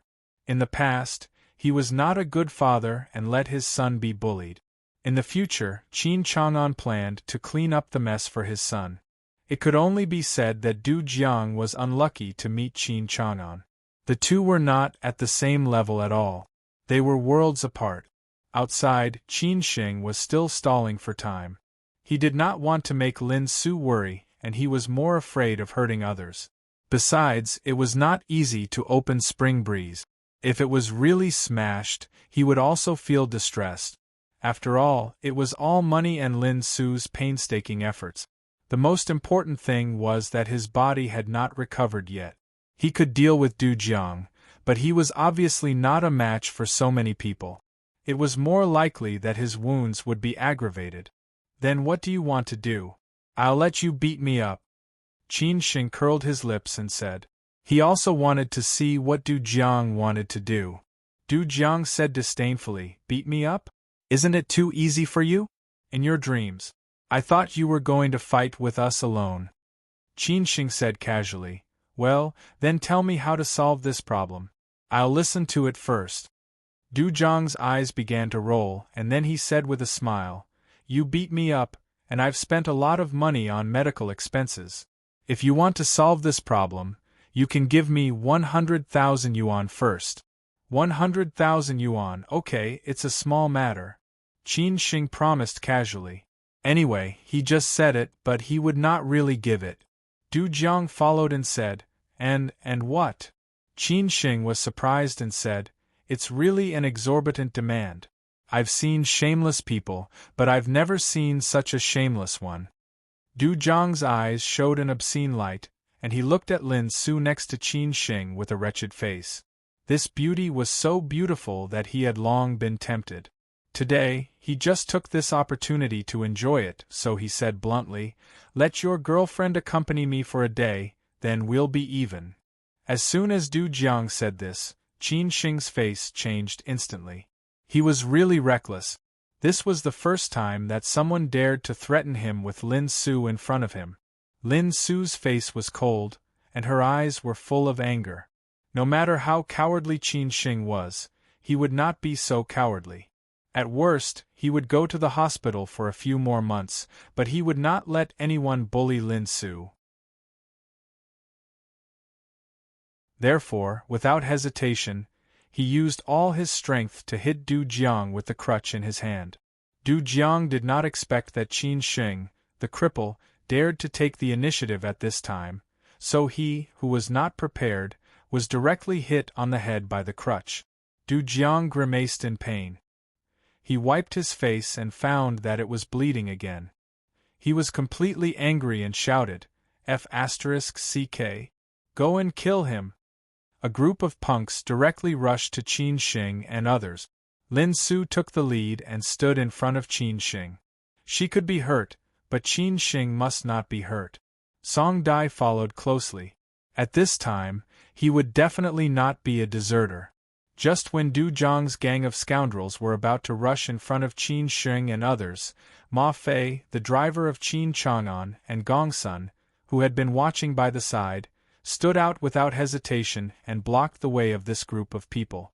Gong Sun was full of anger. Of all people to bully, why did you bully my young master? Our young master is such a good person. Do you really want to die? Ma Fei had already known Qin Sheng's identity. He really had to observe a moment of silence for this group of people. Of all people to provoke Qin Sheng, the big boss was sitting inside. At this time, they must perform well. Anyway, with the big boss's power, nothing bad would happen. The two men who rushed to the front suddenly flew backward without any warning, which made Qin Sheng, Lin Su, and the others feel surprised. Only the onlookers saw that two men rushed out from the side and each of them kicked the man who rushed to the front and sent him flying. Who were they? This was the question of Qin Sheng, Lin Su, Du Jiang and others, and also what the onlookers wanted to know. Du Jiang's other friends were also shocked by the two men who came out of nowhere. After Du Jiang came to his senses, he scolded loudly, Mother ***, where the hell are you from? How dare you block my people? Gong Sun and Ma Fei did not care about Du Jiang at all. Instead, they did not retreat. Instead, they rushed into the crowd. Gong Sun went straight to Du Jiang, who was an eyesore to him. How dare you show off in front of my young master? You really don't know who you are. Seeing this man rushing over, Du Jiang turned pale with fright. He did not expect that they would turn the tables on him. He hurriedly pushed the friend next to him out. That guy fought in a panic and threw a punch at Gong Sun. To Gong Sun, this kind of small character was like a jumping clown. Gong Sun dodged it easily and directly hit the man's abdomen with his arm. The man directly knelt on the ground, moaned in pain, and did not dare to get up. Ma Fei, who was next to him, was even more domineering than Gong Sun. He was like a ferocious tiger coming down from the mountain, dealing with this group of lambs as if he was in no man's land. He killed several of them easily and the onlookers all applauded him. Seeing that the situation was not good, Du Jiang turned around and was ready to run away. Gong Sun flew up high and kicked this guy's back. Du Jiang naturally fell to the ground with his face down. Gong Sun rushed up to him, grabbed his neck, and lifted him up with one hand. Then, he hit his abdomen several times with his knee, followed by several punches in front of him. Finally, he grabbed his shoulder and threw him directly in front of Qin Sheng and Lin Su. At this moment, Du Jiang and his companions were completely defeated in just a few minutes.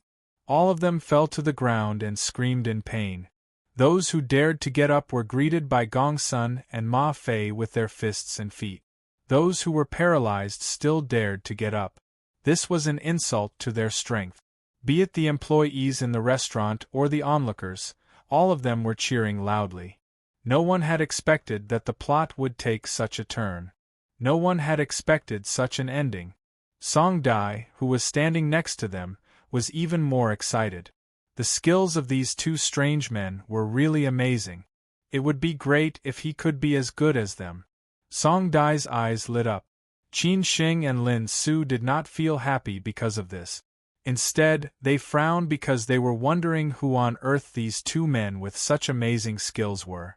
They had to be vigilant of strangers who appeared around them. When the two men stood in front of Qin Shing and Lin Su and looked at them with a smile, Qin Shing finally could not help but ask, "You are?"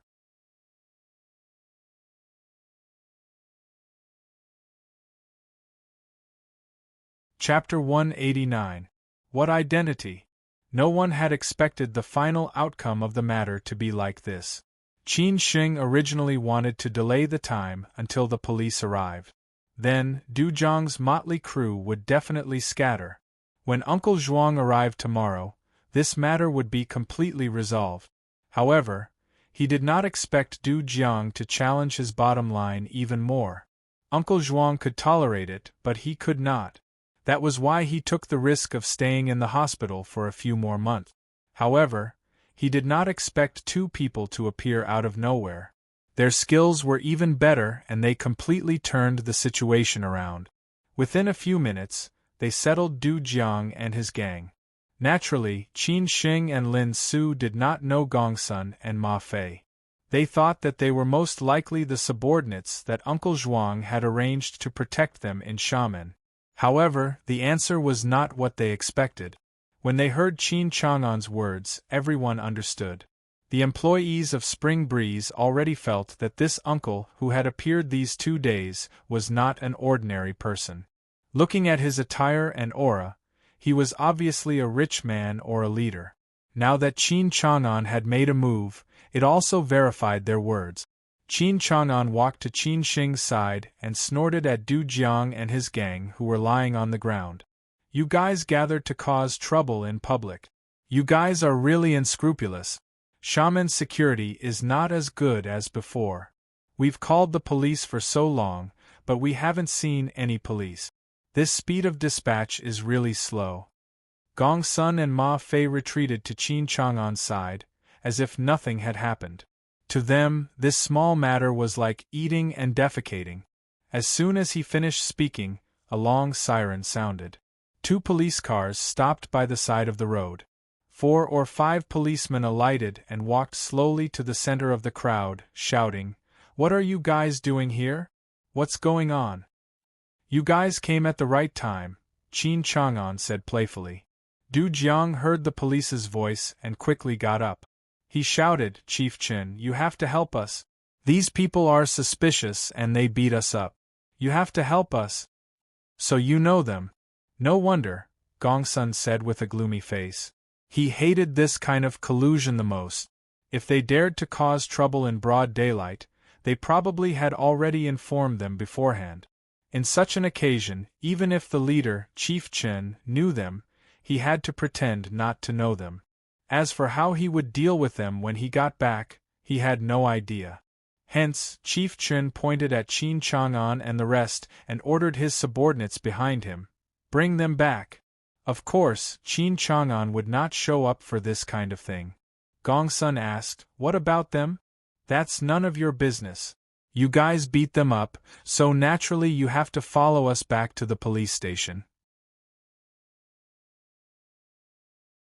They'll be sent to the hospital for an examination first," Chief Qin said confidently.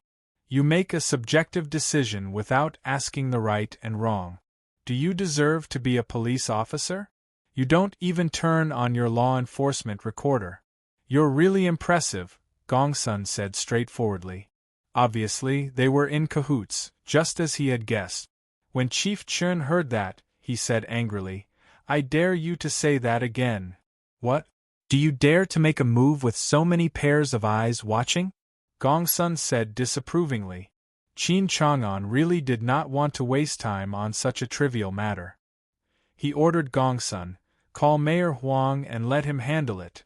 Qin Chang'an had business in Xiamen and was friends with many of the leaders in Xiamen's municipal government. Not to mention that he was brothers with those big shots in the province. Such a small matter could be settled with just a phone call. Chief Qin already felt that the middle-aged man in front of him was not simple. No matter what, he was still a chief and had more or less met some leaders. This man's aura made him a little fearful. Now that he heard that, Chief Qin immediately woke up. F***ck. The first thing he did was to call Deputy Mayor Huang. He was the second in command of the municipal government. What kind of background did this middle-aged man have? If Deputy Mayor Huang found out, he could only go home and wait for the notice of dismissal. Hence, he hurriedly went up and asked, "You are?" Gongsun stopped Chief Chen and snorted coldly. "You don't have the right to know. Since you don't know how to handle this, I'll find someone to teach you how to handle it. Don't be impatient. I didn't understand what happened just now, but I've more or less figured it out now. I'll handle it now, and I'll definitely satisfy you," Chief Chen said with a face full of smiles. He was not an idiot. His brain reacted faster than anyone else and immediately changed his attitude. Moreover, he already knew what was going on. After all, Du Jiang had already informed him. Turning around, Chief Chen was like a chameleon. He changed his attitude again and directly shouted, "Bring all these troublemaking hooligans back to the station. They're really lawless." The few policemen looked at each other, not knowing what had happened. Du Jiang and the rest were even more surprised. They hurriedly shouted, "Chief Chen, what's going on? We're the victims. Do you think I don't know what kind of people you are? If you talk too much, I'll deal with you when I get back. Bring all of you back." Chief Chen glared at Du Jiang. His meaning could not be clearer. "Don't cause trouble for me, or else you'll suffer." After Du Jiang and the rest were taken away by the police, the farce came to an end. It was just that the process was really complicated, and the surrounding crowd sighed with emotion.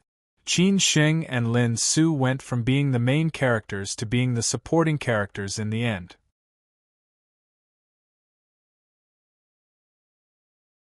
However, Lin Su only cared about Qin Xing, as long as he was fine.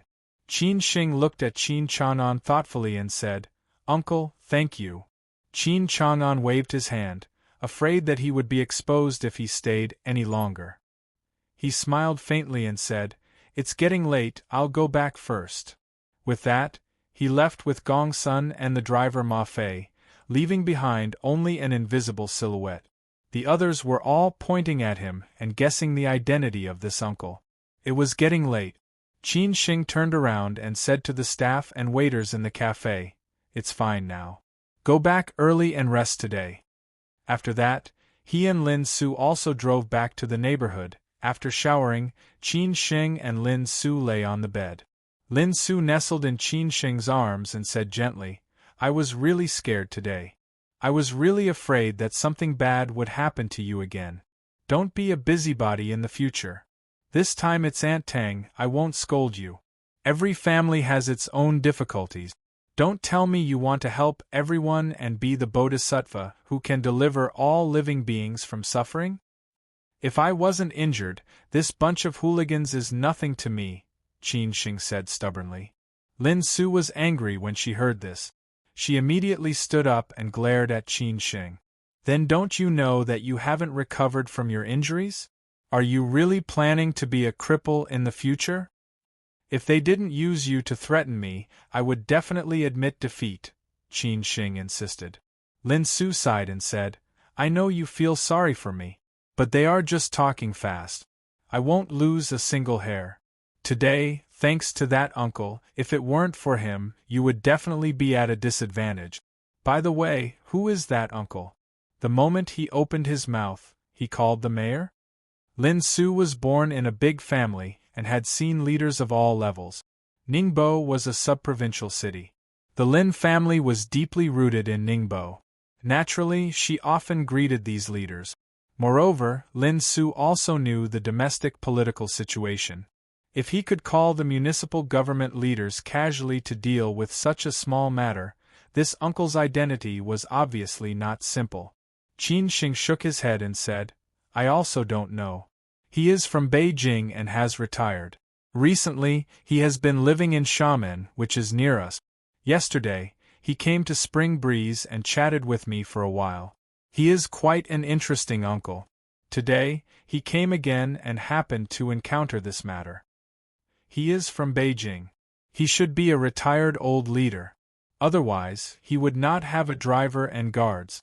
At least, he is above the provincial level," Lin Su guessed. Qin Sheng was not the Qin Sheng in the past. He would not take the initiative to deliberately approach the uncle because of his special identity. He thought that the uncle would also be disgusted. He said casually, "What does it have to do with us? But this matter still has to be solved. When Uncle Zhuang arrives tomorrow, I will discuss with him, and not let Du Jiang harass Aunt Tang's family again." "Yes, I think so too," Lin Su nodded silently. On the other side, after Qin Chang'an returned to his place, Gong Sun said cautiously, "Master, will you be discovered by young master?" "No, he still doesn't know my identity. But after 2 days, we have to leave and come back in a few days. Otherwise, we may really be exposed," Qin Chang'an said very cautiously. He could not be anxious. This was the premise for him to get along with Qin Sheng. Gong Sun agreed to Qin Chang'an's arrangement and asked, "Then about today's matter, do we still need to call Deputy Mayor Huang?" "Call and tell him, but remind him not to reveal my identity. This way, those people will not find trouble with this kid. In the future, the police in this area will also take care of Spring Breeze. This way, he can recuperate in peace and there will not be any unforeseen events," Qin Chang'an instructed after careful consideration. Gong Sun immediately did as he was told. In the police station, Chief Chen sat in his office, feeling proud that he reacted in time and did not cause trouble recklessly. He did not suspect the middle-aged man's identity. Just based on his aura, he was definitely not an ordinary person. He was familiar with Du Jiang and this bunch of people. Chief Chen did not plan to do anything to them. Capturing them was also to protect them.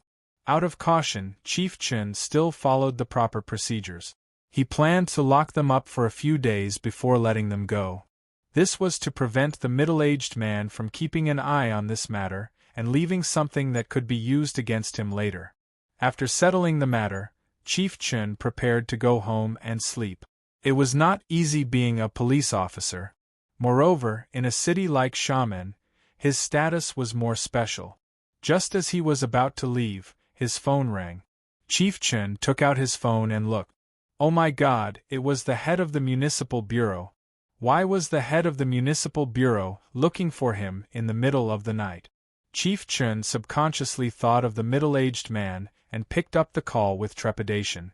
A few minutes later, Chief Chen heaved a sigh of relief. He was really King lucky. That middle-aged man was really not simple. He really called Deputy Mayor Huang. Deputy Mayor Huang directly scolded the bureau chief, and the bureau chief came over to teach him a lesson.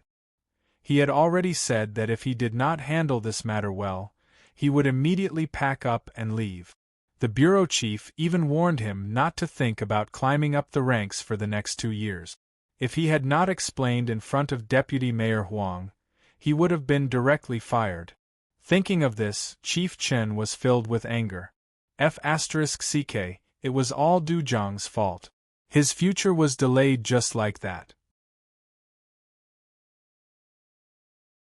He was very clear that a small police station chief like him was not even worth a fart in front of these big shots.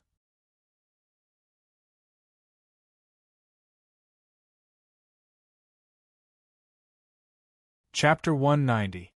A little disappointment. The weather in Xiamen was getting hotter and hotter. The men and women in the city were wearing more and more revealing clothes. Men loved summer because they could see white thighs everywhere. Women also loved summer because they could show off their bodies without restraint. That was why it was said that if you don't lose weight in spring, you will only be sad in summer. Zhuang Zhou's flight was at 10 o'clock. Qin Sheng and Lin Su headed to Gaoqi Airport after having breakfast and taking a stroll. Qin Sheng had already started his intensive training. Hence, Lin Su suggested that Qin Sheng get more sleep every day. He did not need to take a stroll in the morning anymore. He could just take a stroll at night. Lin Su had dressed up meticulously today. She wore a floral long dress and knitted sandals. Her long hair fluttered in the wind, making her look very beautiful. Qin Sheng still looked like a loser. He wore a t-shirt and shorts with flip-flop. His hair had grown longer recently. No one dared to say that he was Lin Su's boyfriend. They didn't wait at the domestic arrival gate. Instead, they waited for Zhuang Zhou to arrive and drove to meet him at the domestic departure level. Zhuang Zhou had other cars to pick him up. There were also 2 subordinates with him. They were all actors that Qin Chang'an had arranged for him to act. I told you that I don't need you to pick me up, but you insisted on coming. Just wait at home, Zhuang Zhou muttered after they got out of the car. He was not a talkative person, but he forced himself to become such a person during this period of time. Otherwise, he would be exposed. Lin Su smiled. Uncle Zhuang, we don't have anything to do in the morning. It's our duty to pick you up. Let's get in the car first. Zhuang Zhou smiled and nodded. He then asked his subordinates to get into another car to pick them up. He followed Qin Sheng and Lin Su to Pearl Bay Garden. On the way to Pearl Bay Garden, Zhuang Zhou asked with concern, Qin Sheng, how are you recovering? Qin Sheng said politely, Uncle Zhuang, I'm fine. I started training with the equipment yesterday. In about 2 or 3 months, I'll be able to return to my previous state. His life was saved by Zhuang Zhou. Qin Sheng would always remember this kindness. Lin Su drove and Qin Sheng sat in the front passenger seat. Zhuang Zhou, who was sitting in the back seat, said, Follow the trainer's plan. Don't rush. The most difficult 3 months are over. The last 2 or 3 months won't make a difference. Uncle Zhuang, don't worry. I'll keep an eye on him, Lin Su said coquettishly as she looked at Qin Sheng.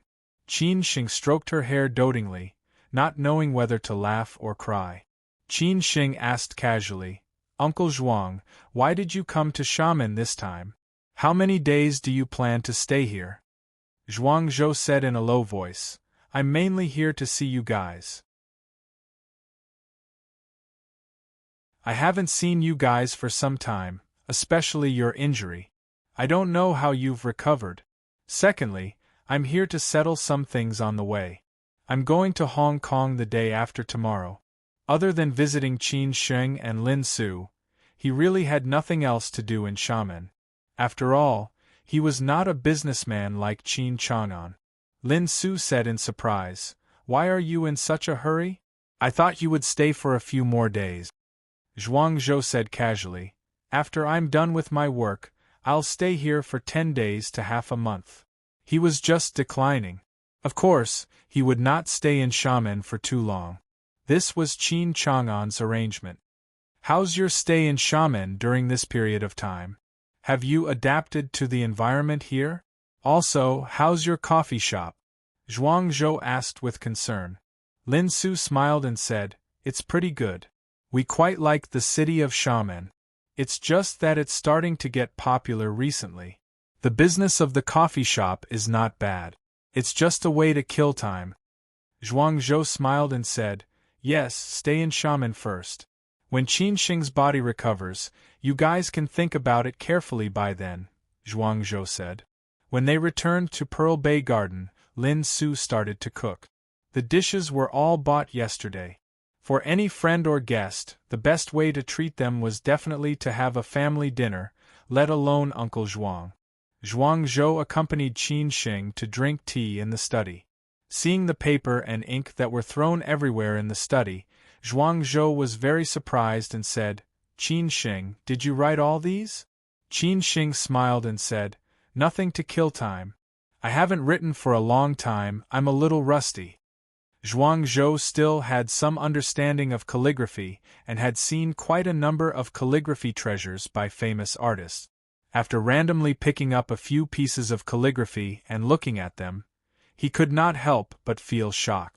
Qin Sheng's calligraphy level was much better than those famous artists who fished for fame. Those people all relied on their original identity and background. In fact, their calligraphy was really ordinary. Qin Sheng's calligraphy was really good. Good calligraphy. Zhuang Zhou picked up the calligraphy that Qin Sheng wrote in cursive script. The cold mountain temple outside Gusu City. The bell rang at midnight to the passenger ship. This cursive script was quite similar to the calligraphy of the great man. Everyone knew that the great man's calligraphy was the Huai Su style of learning. Qin Sheng was a little embarrassed and said, "I wrote it for fun." Most of the calligraphy in the study were cursive script and semi-cursive script. It could be seen that Qin Sheng's free and easy state of mind. "I didn't expect you to have this skill," Zhuang Zhou said in admiration.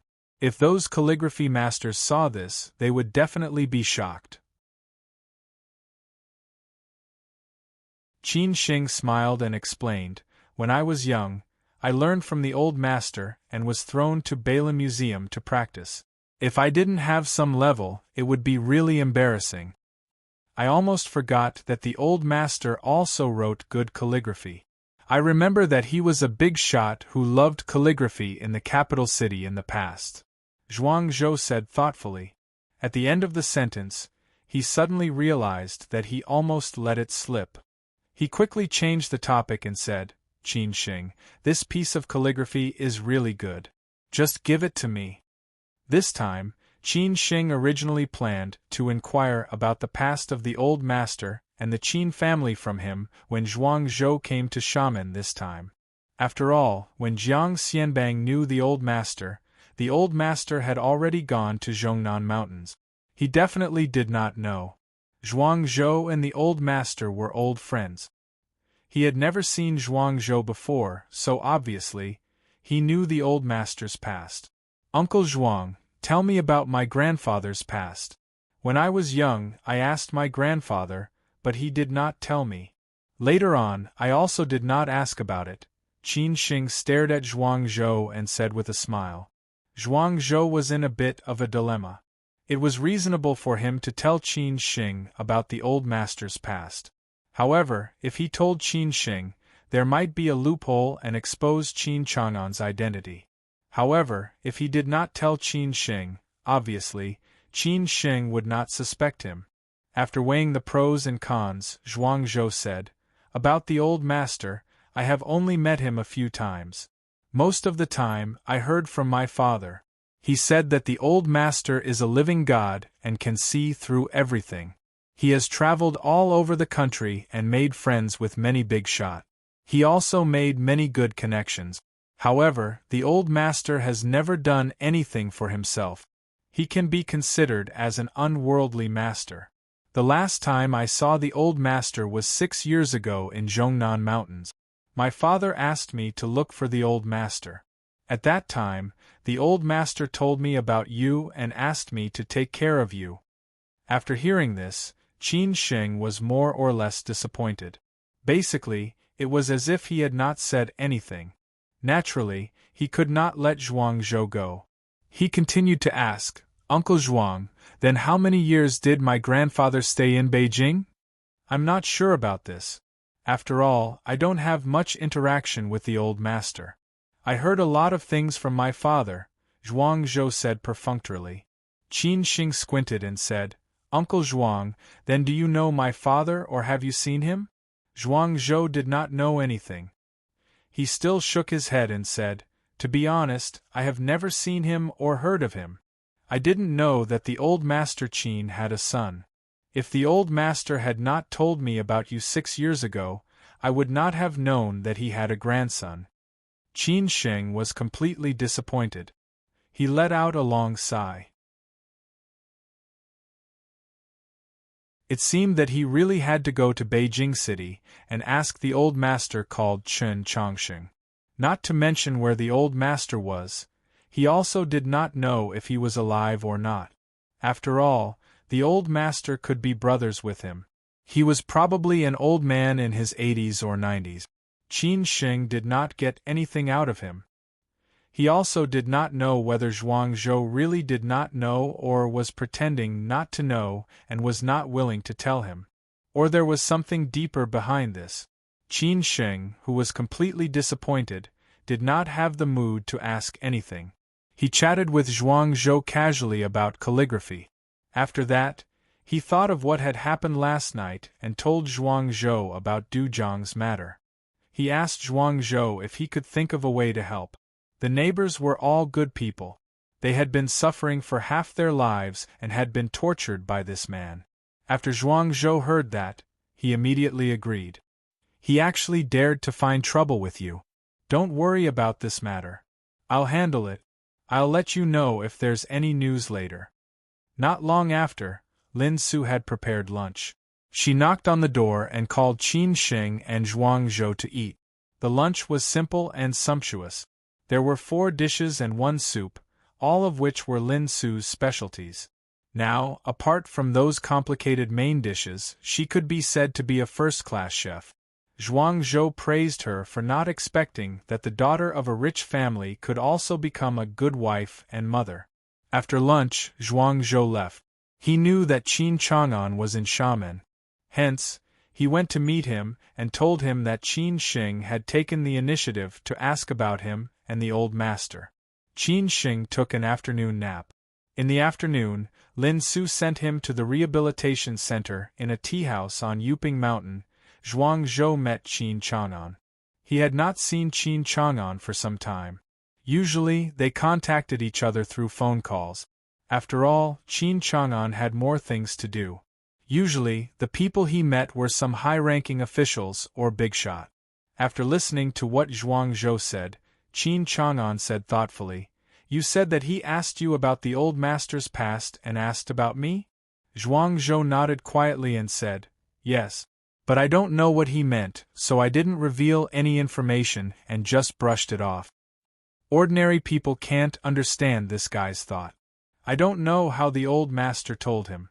It seems that I have to find some time to give him a warning." Qin Chang'an was also unclear. After all, he did not know how the old master told Qin Sheng, how much Qin Sheng knew, and what his plans were. Zhuangzhou reminded him kindly, "Aren't you afraid of being found out by contacting him like this?" "I will be careful. Moreover, if he finds out, he will find out. I am his father, not his enemy. Moreover, this matter was not caused by me," Qin Chang'an snorted coldly. This was the Qin family's matter. It was not appropriate for Zhuangzhou to intervene. He could only smile and said, "What about Duzhang's matter? You don't have to worry about this. I will ask Gongsun to keep an eye on him." Qin Chang'an arranged casually. "Then," he said, "I will go back to Beijing tomorrow. You should come with me. It is better to see him less during this period." You're tuning in to the Phoenix Nights YouTube channel. Don't forget to subscribe and join us on this journey to catch the most captivating stories.